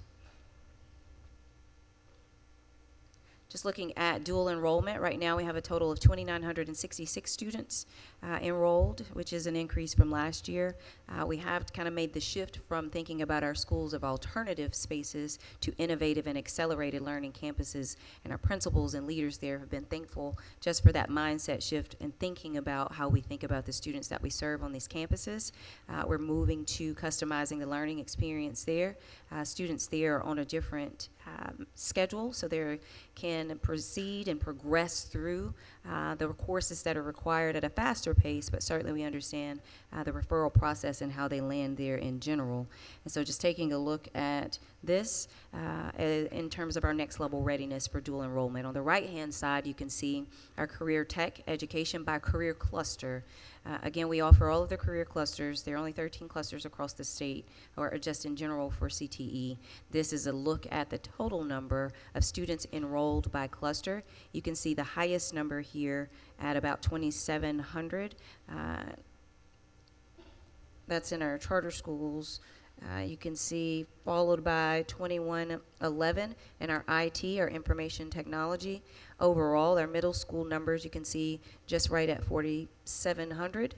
And then you can see our marketing cluster is just a little over 1,800, with our business management at 2,185. So as we think about developing the workforce, our students to have the type of skills that they need to transition and land a meaningful career, this is where we are so far as we build out a substantive and robust career tech education plan. Reach 180 was something that we introduced. I just wanted to offer one more layer as superintendent. Right now, the SART and SART are at the school level, where our staff have those conversations with students who are experiencing truancy, as well as their families. And so just one more letter before we make the official referral to the juvenile court. This is in partnership and collaboration with the district attorney's office, Judge Sugarman, our law enforcement agencies, and certainly we have the support overall from the city and the county. And so we're thankful. We had our first event. Several board members were able to get by to support as well. 341 students and families we were able to see collectively. That is a large sum as we think about the numbers of students who are necessary, if you will, to have the conversations with before making the referral. We did send more than 1,000 letters out. Some of those we were able to, or the schools were able to have the conversations with the students and families beforehand. And so right now, the recommendation that I've approved to move forward to the juvenile court is 109 students. And so they will receive the official letters that are in terms of the next step. As part of the event, the participants did receive a turnaround action plan. So listed in the plan is our attendance and truancy policy, as the goal here was to offer education balanced with the potential consequences and punitive responses that could come as a result of not following the compulsory attendance law. There's a copy of the compulsory law just so families understand that it is a requirement legally to attend school. And then a list of our community partners. We were thankful to have more than 40 who were present to provide the types of resources that many of our families have named, from uniforms to connections to jobs, as we think about job insecurity, food insecurity, and the list goes on. We listed key contacts for the schools and district for support to reach out to as they exited the event. And then certainly this event just reflects our deepened connection or commitment to partnering with the community, the city, the county, but certainly our students and families. And many of them were certainly appreciative of this one additional layer before the referrals are made. So we are on track with our quarterly impact report. I want to say thank you to the strategy and innovation team led by Mr. Bill White. We are on track for providing this. Board members and for the general public, you have something new that I've asked the team to create to provide each month at our board business meetings. Just a quicker way to find our district docs that are pretty critical. These are online, but once you start searching, you can kind of get lost online. So our district docs have the QR codes that link directly to the reports respectively there. We did introduce Mscs monthly as well for our families and communities who wanted to hear more directly from the district, namely the superintendent. Certainly it includes a lot of resources from various departments, some reminders and important dates and events. The additional information here is the adopted budget, our transition report from the team, our Office of Literacy, and then our public safety report that was provided to the Chairman's Circle as well as the board. Overall, the greater commitment has been that I would maintain a space of transparency. This was not asked or required of me, but you do have before you, and it is loaded in board docs, a draft copy of the superintendent's Q1 report. This is an overview of the efforts that have been made by the team in Q1. I won't go through it, but I will highlight a few areas as we just finalize a few things before it just becomes the official document. Again, this is already made public, and certainly board, you have a tangible, a hard copy before you. It gives a district overview. It provides some an outline on the contents page of what you can find inside. So basically what we've been chasing, we want to provide just a brief overview of where we are, quarter one. As we meet with principals this week for our ACE days, Achieving Campus Excellence, it's talking about accountability. What have we done? What's working? And then more importantly, how are we pivoting, making the adjustments necessary in quarter two to achieve the type of results that we need for our respective spaces. We've offered an overview of the budget and those investments and how those allocations are looking so far. The quarter one highlights, we've just offered what we've done just in quarter one. We've launched more than 12 superintendent huddles. Keeps me very connected to the individual respective unique groups of our broader district community.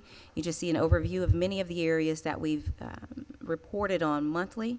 We've elevated voter registration partnership with the Shelby County Election Commission. We just really wanted to deepen our students' understanding and their general embrace of their voice and exercising the same. And so we have more than 2,000 students who are 18 or will be 18 by the deadline to register for voting. And so we're thankful for the Memphis Grizzlies who've been supportive, the I Am a Voter collaborative who supported the district with hosting the deputy registrar training. We have more than 60 volunteers and staff members prepared for that. I've just gone over the Reach 180. We've increased our social media engagement. Certainly we've designed Legacy U. We've elevated our plant manager position to building engineer. We've completed the district-wide facility conditions assessment. We're awaiting the actual outcomes and results from the third-party Veritas to begin those reviews. Stop the Violence took place where more than 250 high school students participated in this community conference, and this is to bring about the type of change that we need through solutions from our youngest leaders. We did host the governor and state school board members and state dignitaries at Kingsbury Career Tech Center. We also implemented the Power of One to increase student involvement, to encourage all students to get involved in at least one activity. Last year we had approximately 46,000 students. This year so far, and we are still improving and increasing. We have more than 55,000 students who are involved in at least one activity. And the report goes on just by area and department, so looking forward to receiving any questions that you have offline or certainly here at this hour. Madam Chair, that concludes my report. I'll take any questions. Thank you, Superintendent. Commissioner McKissick. Thank you, Madam Chair. Superintendent, I want to go back a little bit to facilities, and specifically, I know that we're going to be addressing it as you're doing, still working through the reports, but there's an urgency regarding water fountains, and specifically Peabody Elementary and their needs there. I'm sure there may be some water fountains that have still been sitting in boxes. This predates you, but since the pandemic and ESSER money. So I appreciate that question online. The water bottle filler stations was a project during COVID, didn't get completed. The facility staff that were involved with the project aren't with the district, so we don't have a full representation of when or how it just went off the rails, but most of the schools are 100% complete. Meaning that the water bottle fillers are installed and functioning. Approximately 10 have no bottle fillers and still have water fountains, and approximately 65 schools have some fully installed and functional bottle fillers, but more fillers that need further installation work. And so this involves carpentry, plumbing, or electric work in order for the district to receive the final permits for the bottle filler use from Shelby County Construction and the code enforcement. So a lot of language there to say that we have completed just a foundational or fundamental assessment of what remains in terms of the number of schools and where we are, and then what's lacking there. We do have 4 multi-trade contracts in place to address those total 75 schools, and the team is completing a spreadsheet of the status for each school, and I'll share that. And then once we have this fully vetted spreadsheet with the needs represented of each school, we'll use those 4 vendor contracts to phase the work, but certainly the team will add the bottle filler updates to our weekly facility reports. And are these reports, so basically we're waiting on permits, and is that the primary aspect that's the driving force? And then are the principals aware so they can share that with their school communities of when this timeline? Because I think right now, in light of there's a lot that went down and got got us to where we are right now, but just to help them understand that, will this happen this school year? Or do we have any confidence that this will happen this school year, and the holdup being, is it permits or what? Right, so to address Peabody specifically, because that's what you originally did, just the understanding from the team, from the Peabody team, is that this issue is related to part of the plumbing work that took place whenever the renovation happened there, but we are getting verification on that. We'll make sure that it is priority. Overall, though, with confidence, we'll complete what remains of the bottle filler station updates. Thank you. Or projects. Commissioner McKinney, Commissioner Love. Thank you, Superintendent, for that report. I have a couple of clarifying requests. The enrollment, I think we talked about that before. I think what we also want to see is the breakdown of enrollment that is specific to how we spend dollars directly for our student population, and that's directly funded. So I know charter schools, the population in there are charter schools, which that's a flow through. We get about 4% back from that. Then we have, I don't know what other numbers are embedded in there, but I think what we're looking for is the enrollment number for traditional, for lack of a better word, Memphis-Shelby County schools, as opposed to the full realm. So I just want to clarify that for you. The next thing I wanted to make sure that we are clear about, and that we can make sure that we're getting remaining transparent for the public. Your presentations are wonderful and full of information. If we could make sure that this presentation is also posted on board docs, because I do have this one. I do see this one, but I don't see that one. Is it not posted?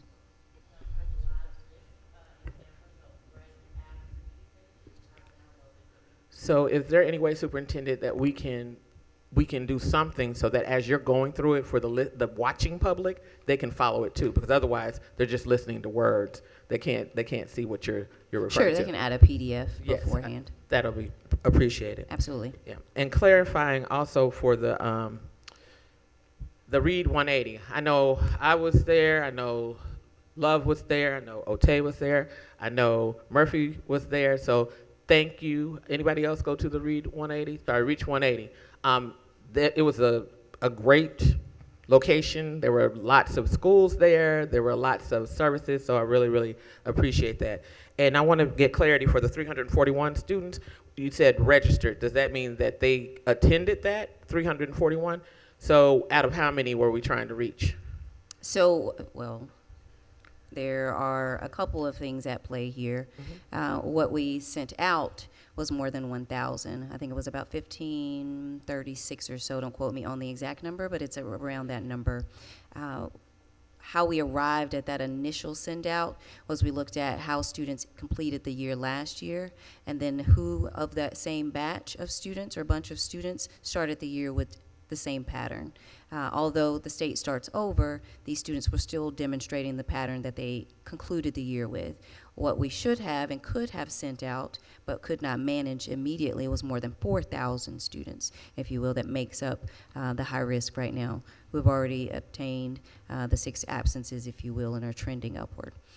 So we did what we could manage first, which you saw was a heavy lift, but great. The team did outstanding with making the vision come into reality. Now what we're thinking about is how do we manage that number as we move forward and know that we're still around the same number. So more than 1,000, which was about 1,536. Of that, 341 showed up. There were several additional ones that schools were able to get in contact with, had removed from the roster. You know, we cleaned that up beforehand and then left us with the 109 that will be referred to juvenile court. I really appreciate that, and I love the innovation of this. And one of the things that, did we do any exit questions around what's the best time for parents? Because I'm always wondering about shifts and whether I can get there in these time periods, and just can we kind of think about being innovative so we can tap into more of those, and however we can do that to support doing that. Because I think I love your strategy of saying let's go with the ones we think we can tap into. And then with those, how can we make sure that we are not, we can lessen any barriers that might be there for parents to come with their students. Sure, we can take that back to the team and reflect. Thank you. Absolutely. Thank you.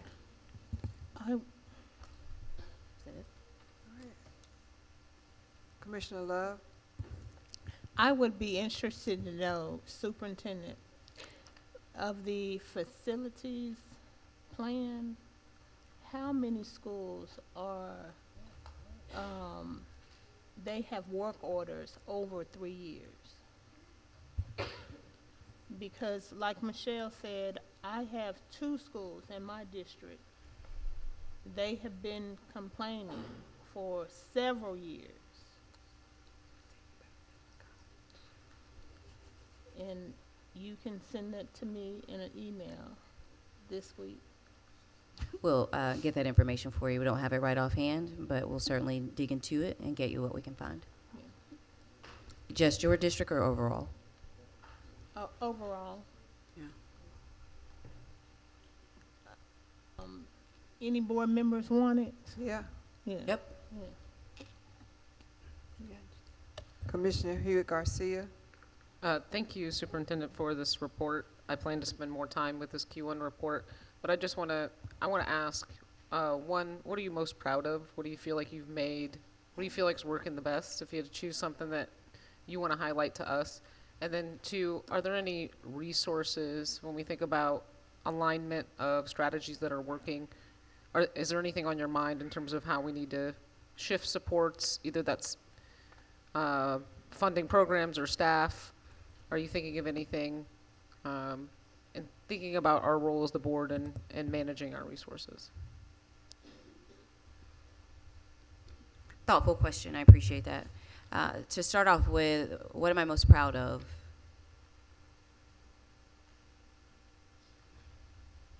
People. Leaders who keep showing up every day.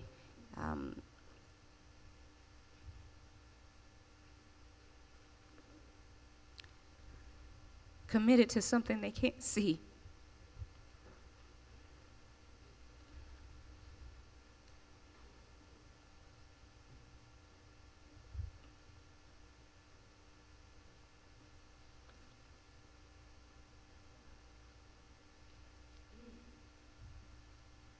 Thank you for showing up every day, committed. I do want to take a time to say thank you. This is clearly a thankless job serving on this board and then serving as superintendent, stepping into a role. And so it's a very emotional thing.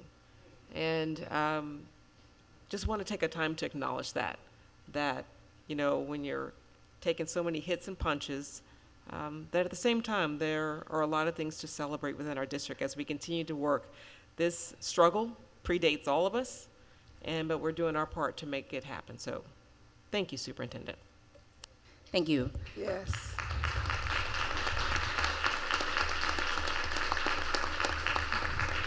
Yes.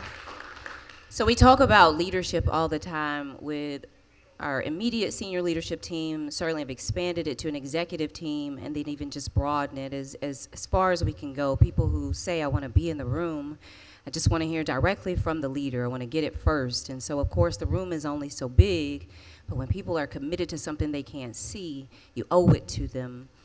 The leadership that they desire, the clear communication that they deserve, the type of transparency that is necessary to move a mountain that we are moving. And so part of leadership is holding on to a vision that no one can see but you.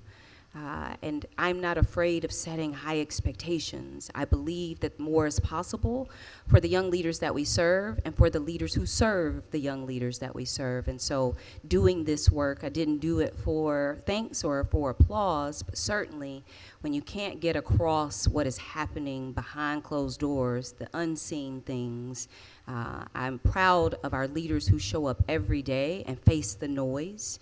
They continue to implement what we said we would do in a consistent way. They continue to be stretched and be innovative in approach.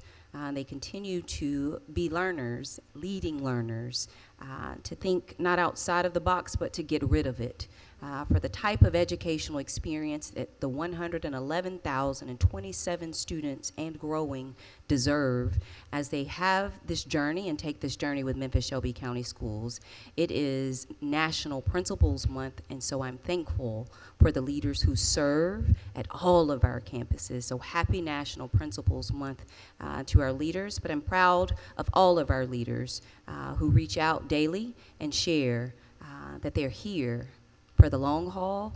They're here for what it looks like. So thank you, Board Member Hewitt Garcia, for asking the question. I'm most thankful for the people.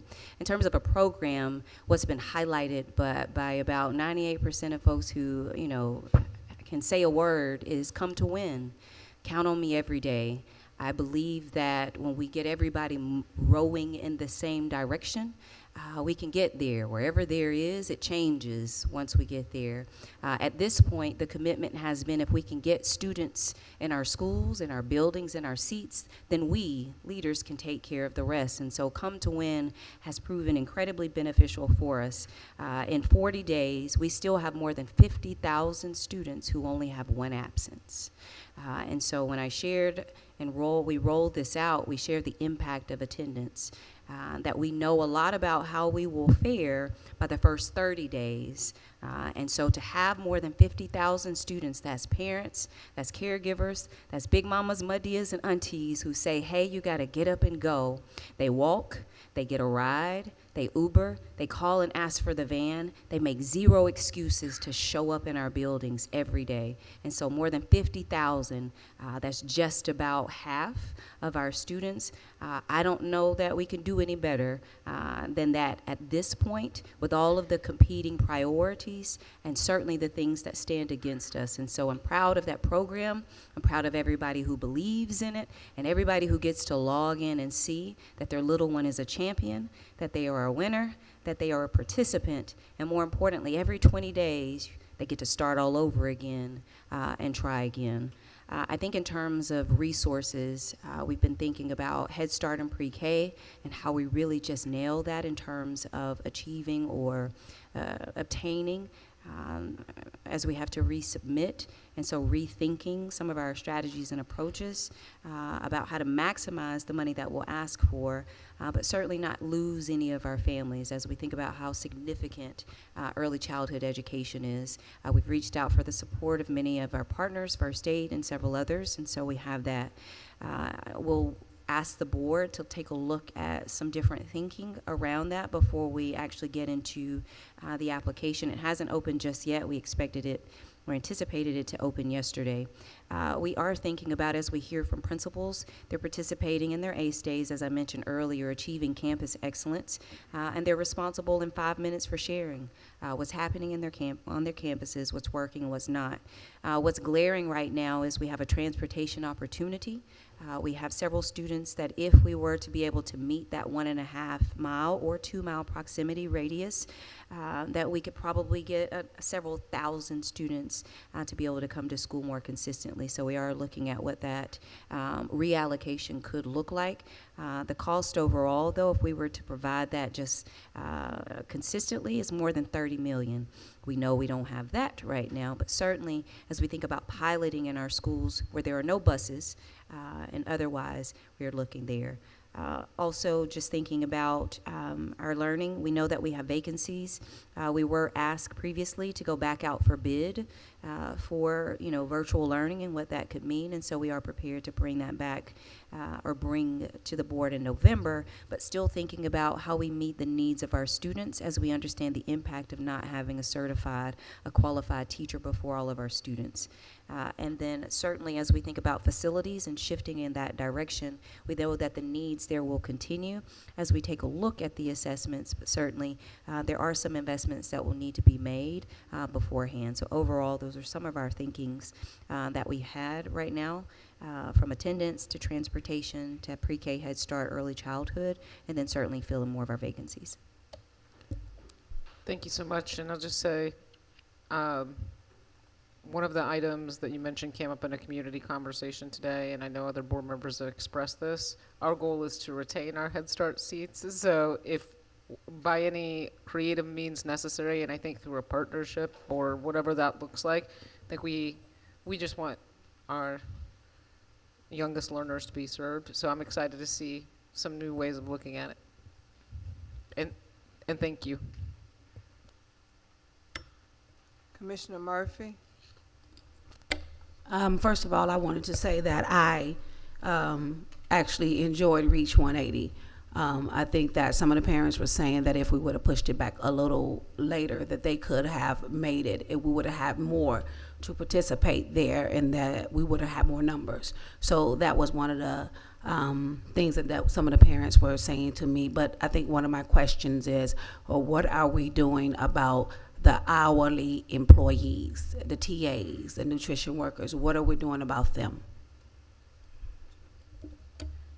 Just a little more clarity, Board Member Murphy. Thank you for the feedback in terms of Reach 180. Just a little more clarity about the teacher assistants. Are we talking about like compensation? Or? Yeah, the hourly wages, the hourly employees. What are we doing about their wages and the things that they need? So nutrition workers should have, my understanding from the team is that they should have received their letters today.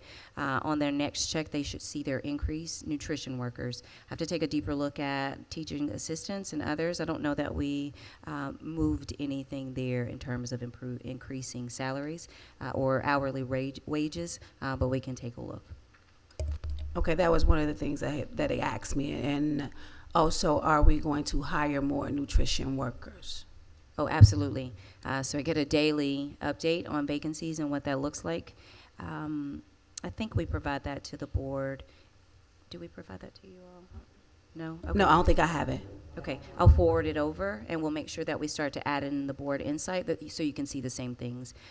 We have hired several, but certainly we have several additional vacancies to fill there. Yeah, because some of the More than schools 200. are like real short. Yes. So they need help. Thank you. Yes, ma'am. Thank you. We are now on to the consent agenda. Are there any items to be removed from the consent agenda? Commissioner McKinney? Yes, I'm not sure which item it is. 11.3. Yeah.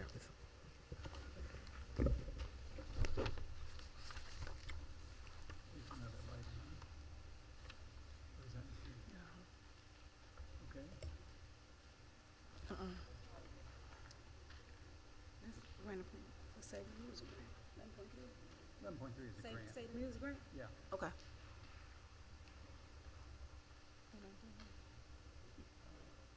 You're up to reading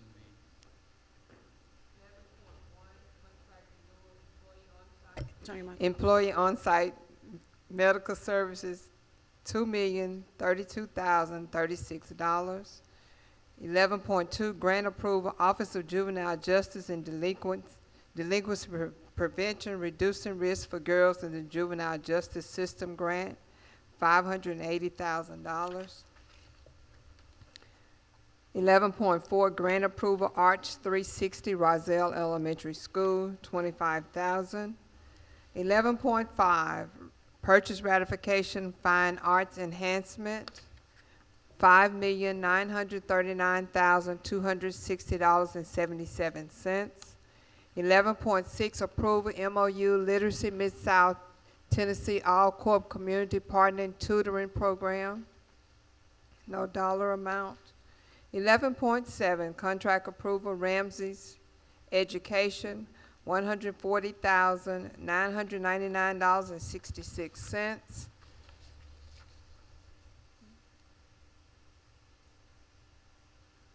11.8, contract approval, Keystone Elementary School roof replacement, $1,520,500. 11.9, contract extension, Treadwell Elementary School and Middle School auditorium renovation, $938,040.10.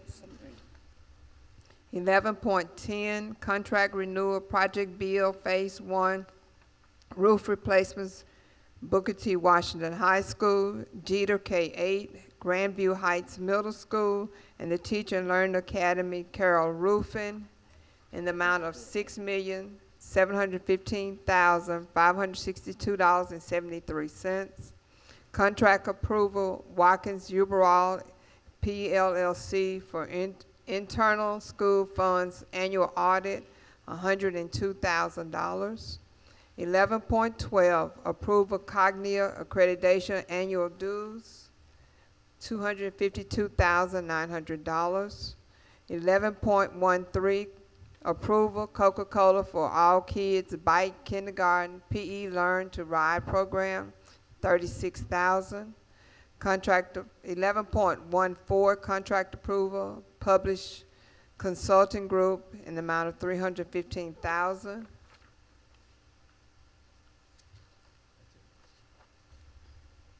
May I have a roll call vote, please? Motion and second. Oh, motion, I'm sorry. Motion. I have a question. When we go back to 11.7, didn't we say we was gonna have more conversation around Ramsey before we approve that? Do you want to pull that item? Can we pull that item right now? 11.7. Yeah, we need to have more conversation about that. I wanted to pull that. 11.7. Yes, 11.7. What she wants to approve. Yeah, Ramsey and education. I was just sent, Madam Chair, if we could maybe consider something else that's a little more relatable too. Gotcha. Let's pull that. Let's pull it. Let's take it off the agenda. I motion to approve this consent agenda. Second. I move.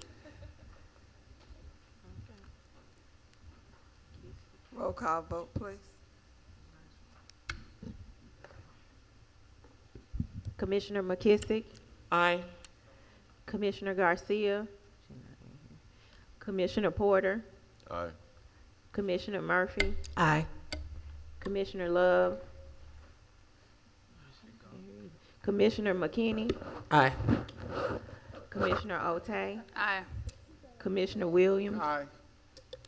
Board Chair Coleman. Aye. You have 7 in the affirmative. Thank you. The consent agenda passes.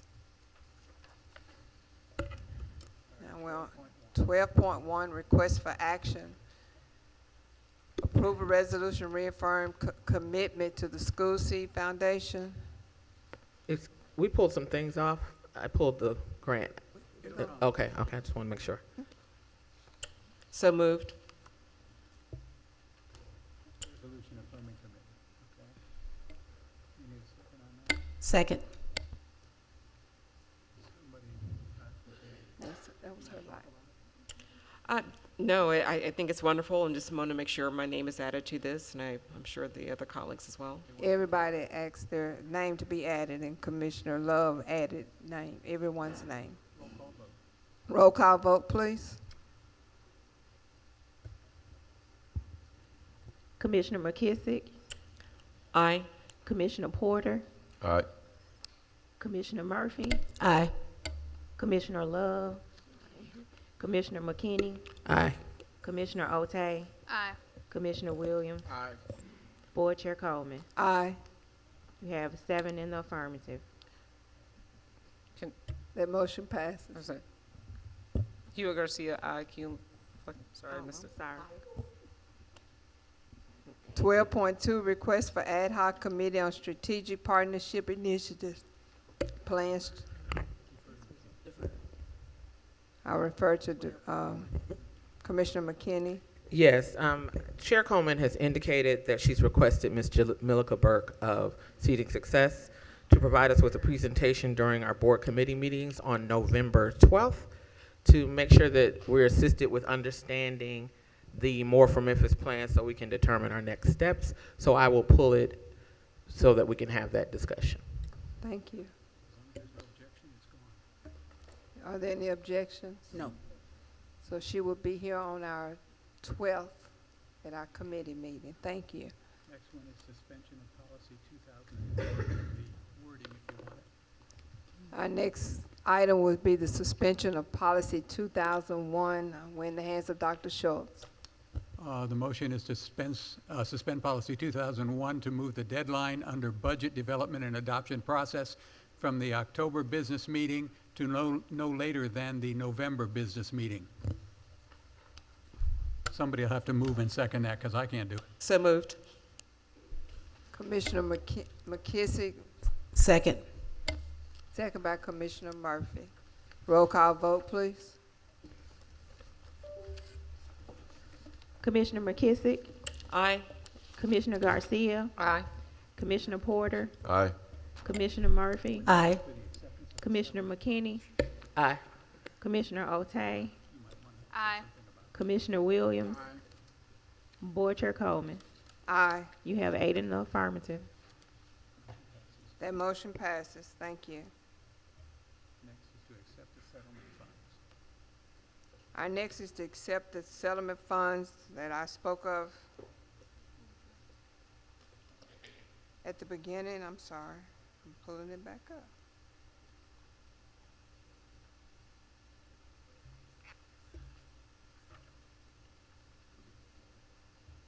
It's for $130,000 from AHA contractors. May I have a motion and a second to accept? I motion to accept.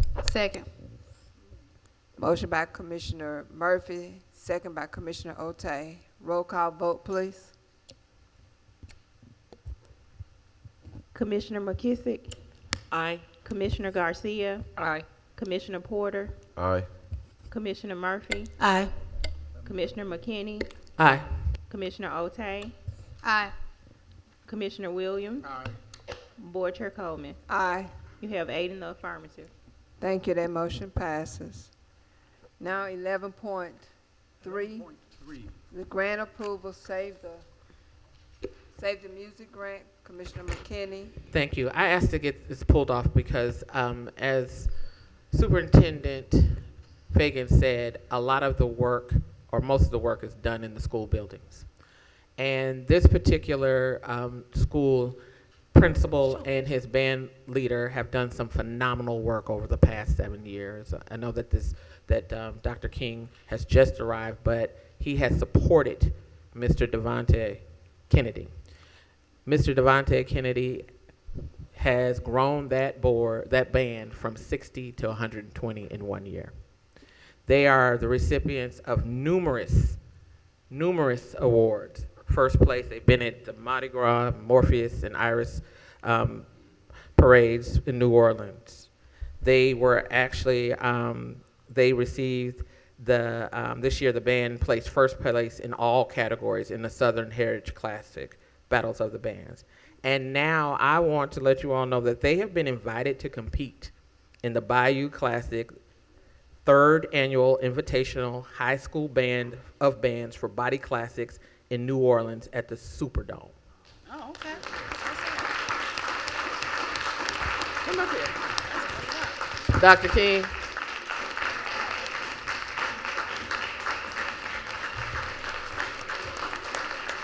So I wanted everyone to know the work that the building leaders and the teachers are putting in. We want to talk about it, we want to point at it, but I want you to see it. One of the things, and by the way, the grand prize is $30,000 in Ludwig instruments. They also have been invited before to the Macy's Christmas Day Parade, Thanksgiving Day Parade, one of those parades. And there was another one that you were in, Rose Bowl. And unfortunately, they couldn't go because they didn't have the band uniforms. So one of the things I'm asking that we approve today is strategic allocation to make sure they get the band uniforms that they need. The next thing that I want to say, because this is not just about their talent, but it's also about their scholars. They have an average on that band of a 3.275. Yes.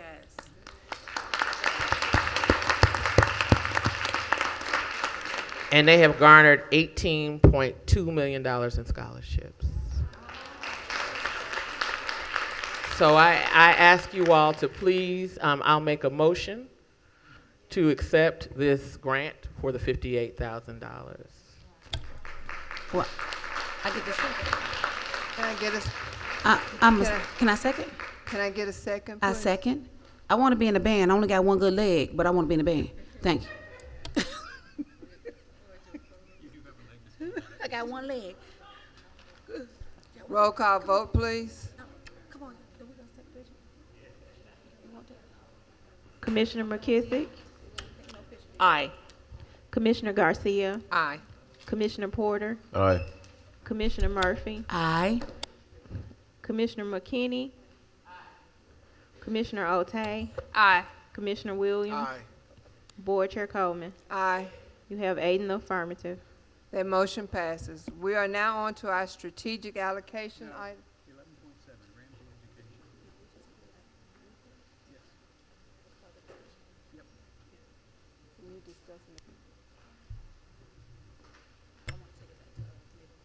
Okay, 11.7, the Ramsey's education. For 11.7 Ramsey Education, I wanted to take that back to committee so that we can discuss it further. We had questions about it. Commissioner McKissick. I know we had questions about it and very valid questions for reasons why, but I'm wondering the impact for the students currently and to make sure that come next cycle, because this is being, I believe it's being run by Southwest Community College. And so that's my only hesitancy. I don't want to impede the students currently enrolled in these classes that may be impacted by this. So I don't know, but if that's the case. So currently, it's about 29 high schools that this would impact. Last year, it was well over 5,000 students. I will share that the implications from this is when we think about EPSOs, our early post-secondary opportunities, this is where this comes from. This is a part of it. As we reached out to Southwest, this is just one of those programs that is approved.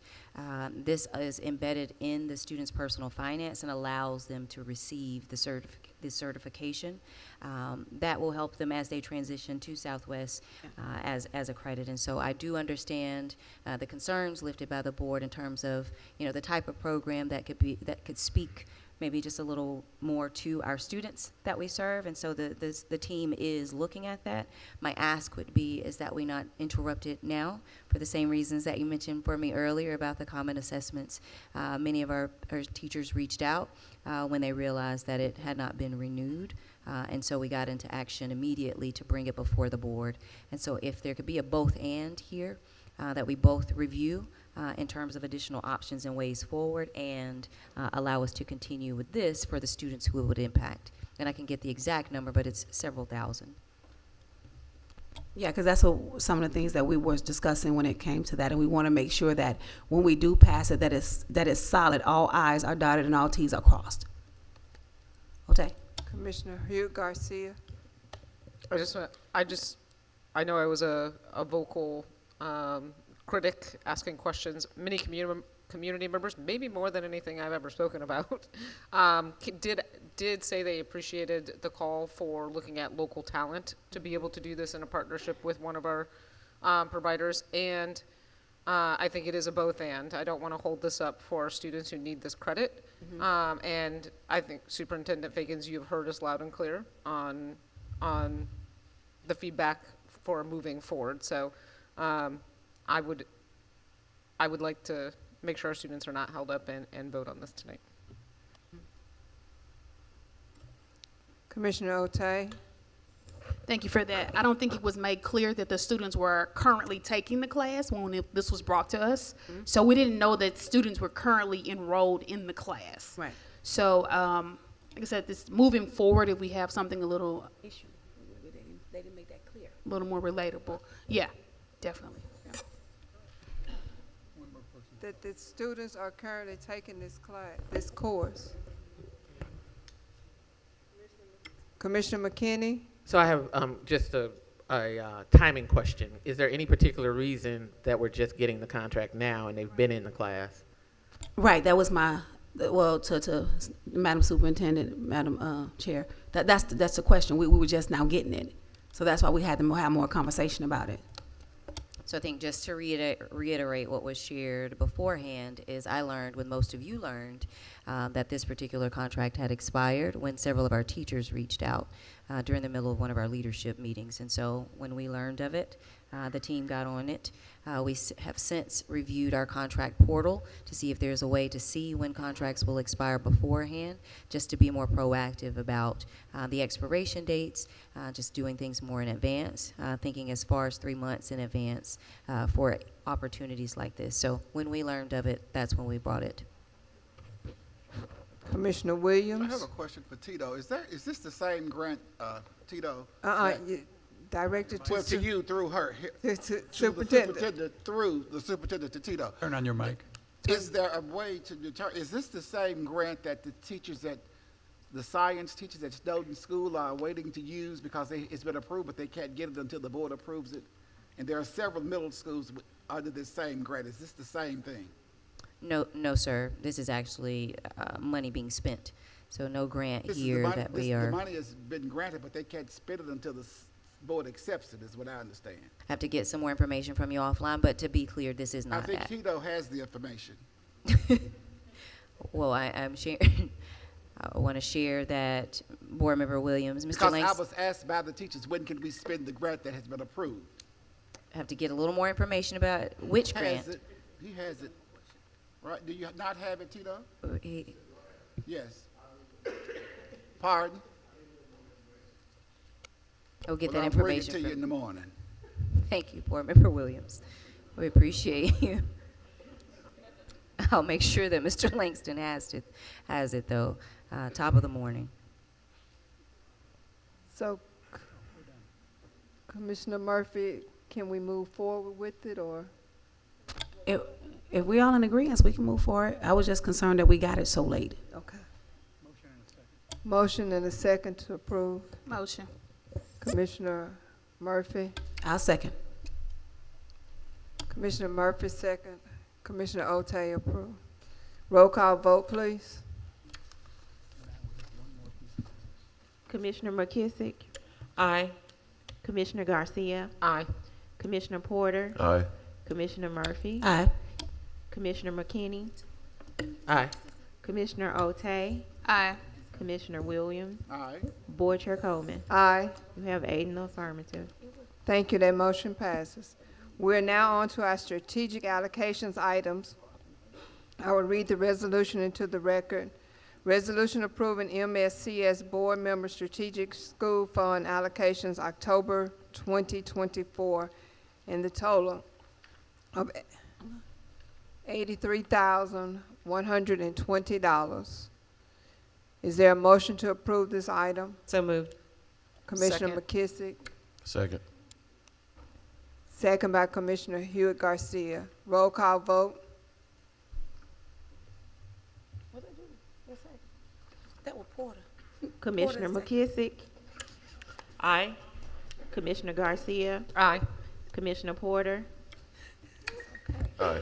Aye. Commissioner Murphy. Oh, aye. Commissioner McKinney. Aye. Commissioner Otey. Aye. Commissioner Williams. Aye. Board Chair Coleman. Aye. You have That- 8 in the affirmative. That motion passes. And I just want to say how special my colleagues look tonight. We all dressed alike, well, semi-alike, in honor of Breast Cancer Awareness Month. Thank you all so much. Superintendent, thank you for dressing with us in pink. There being no further business, this meeting is adjourned. Thank you.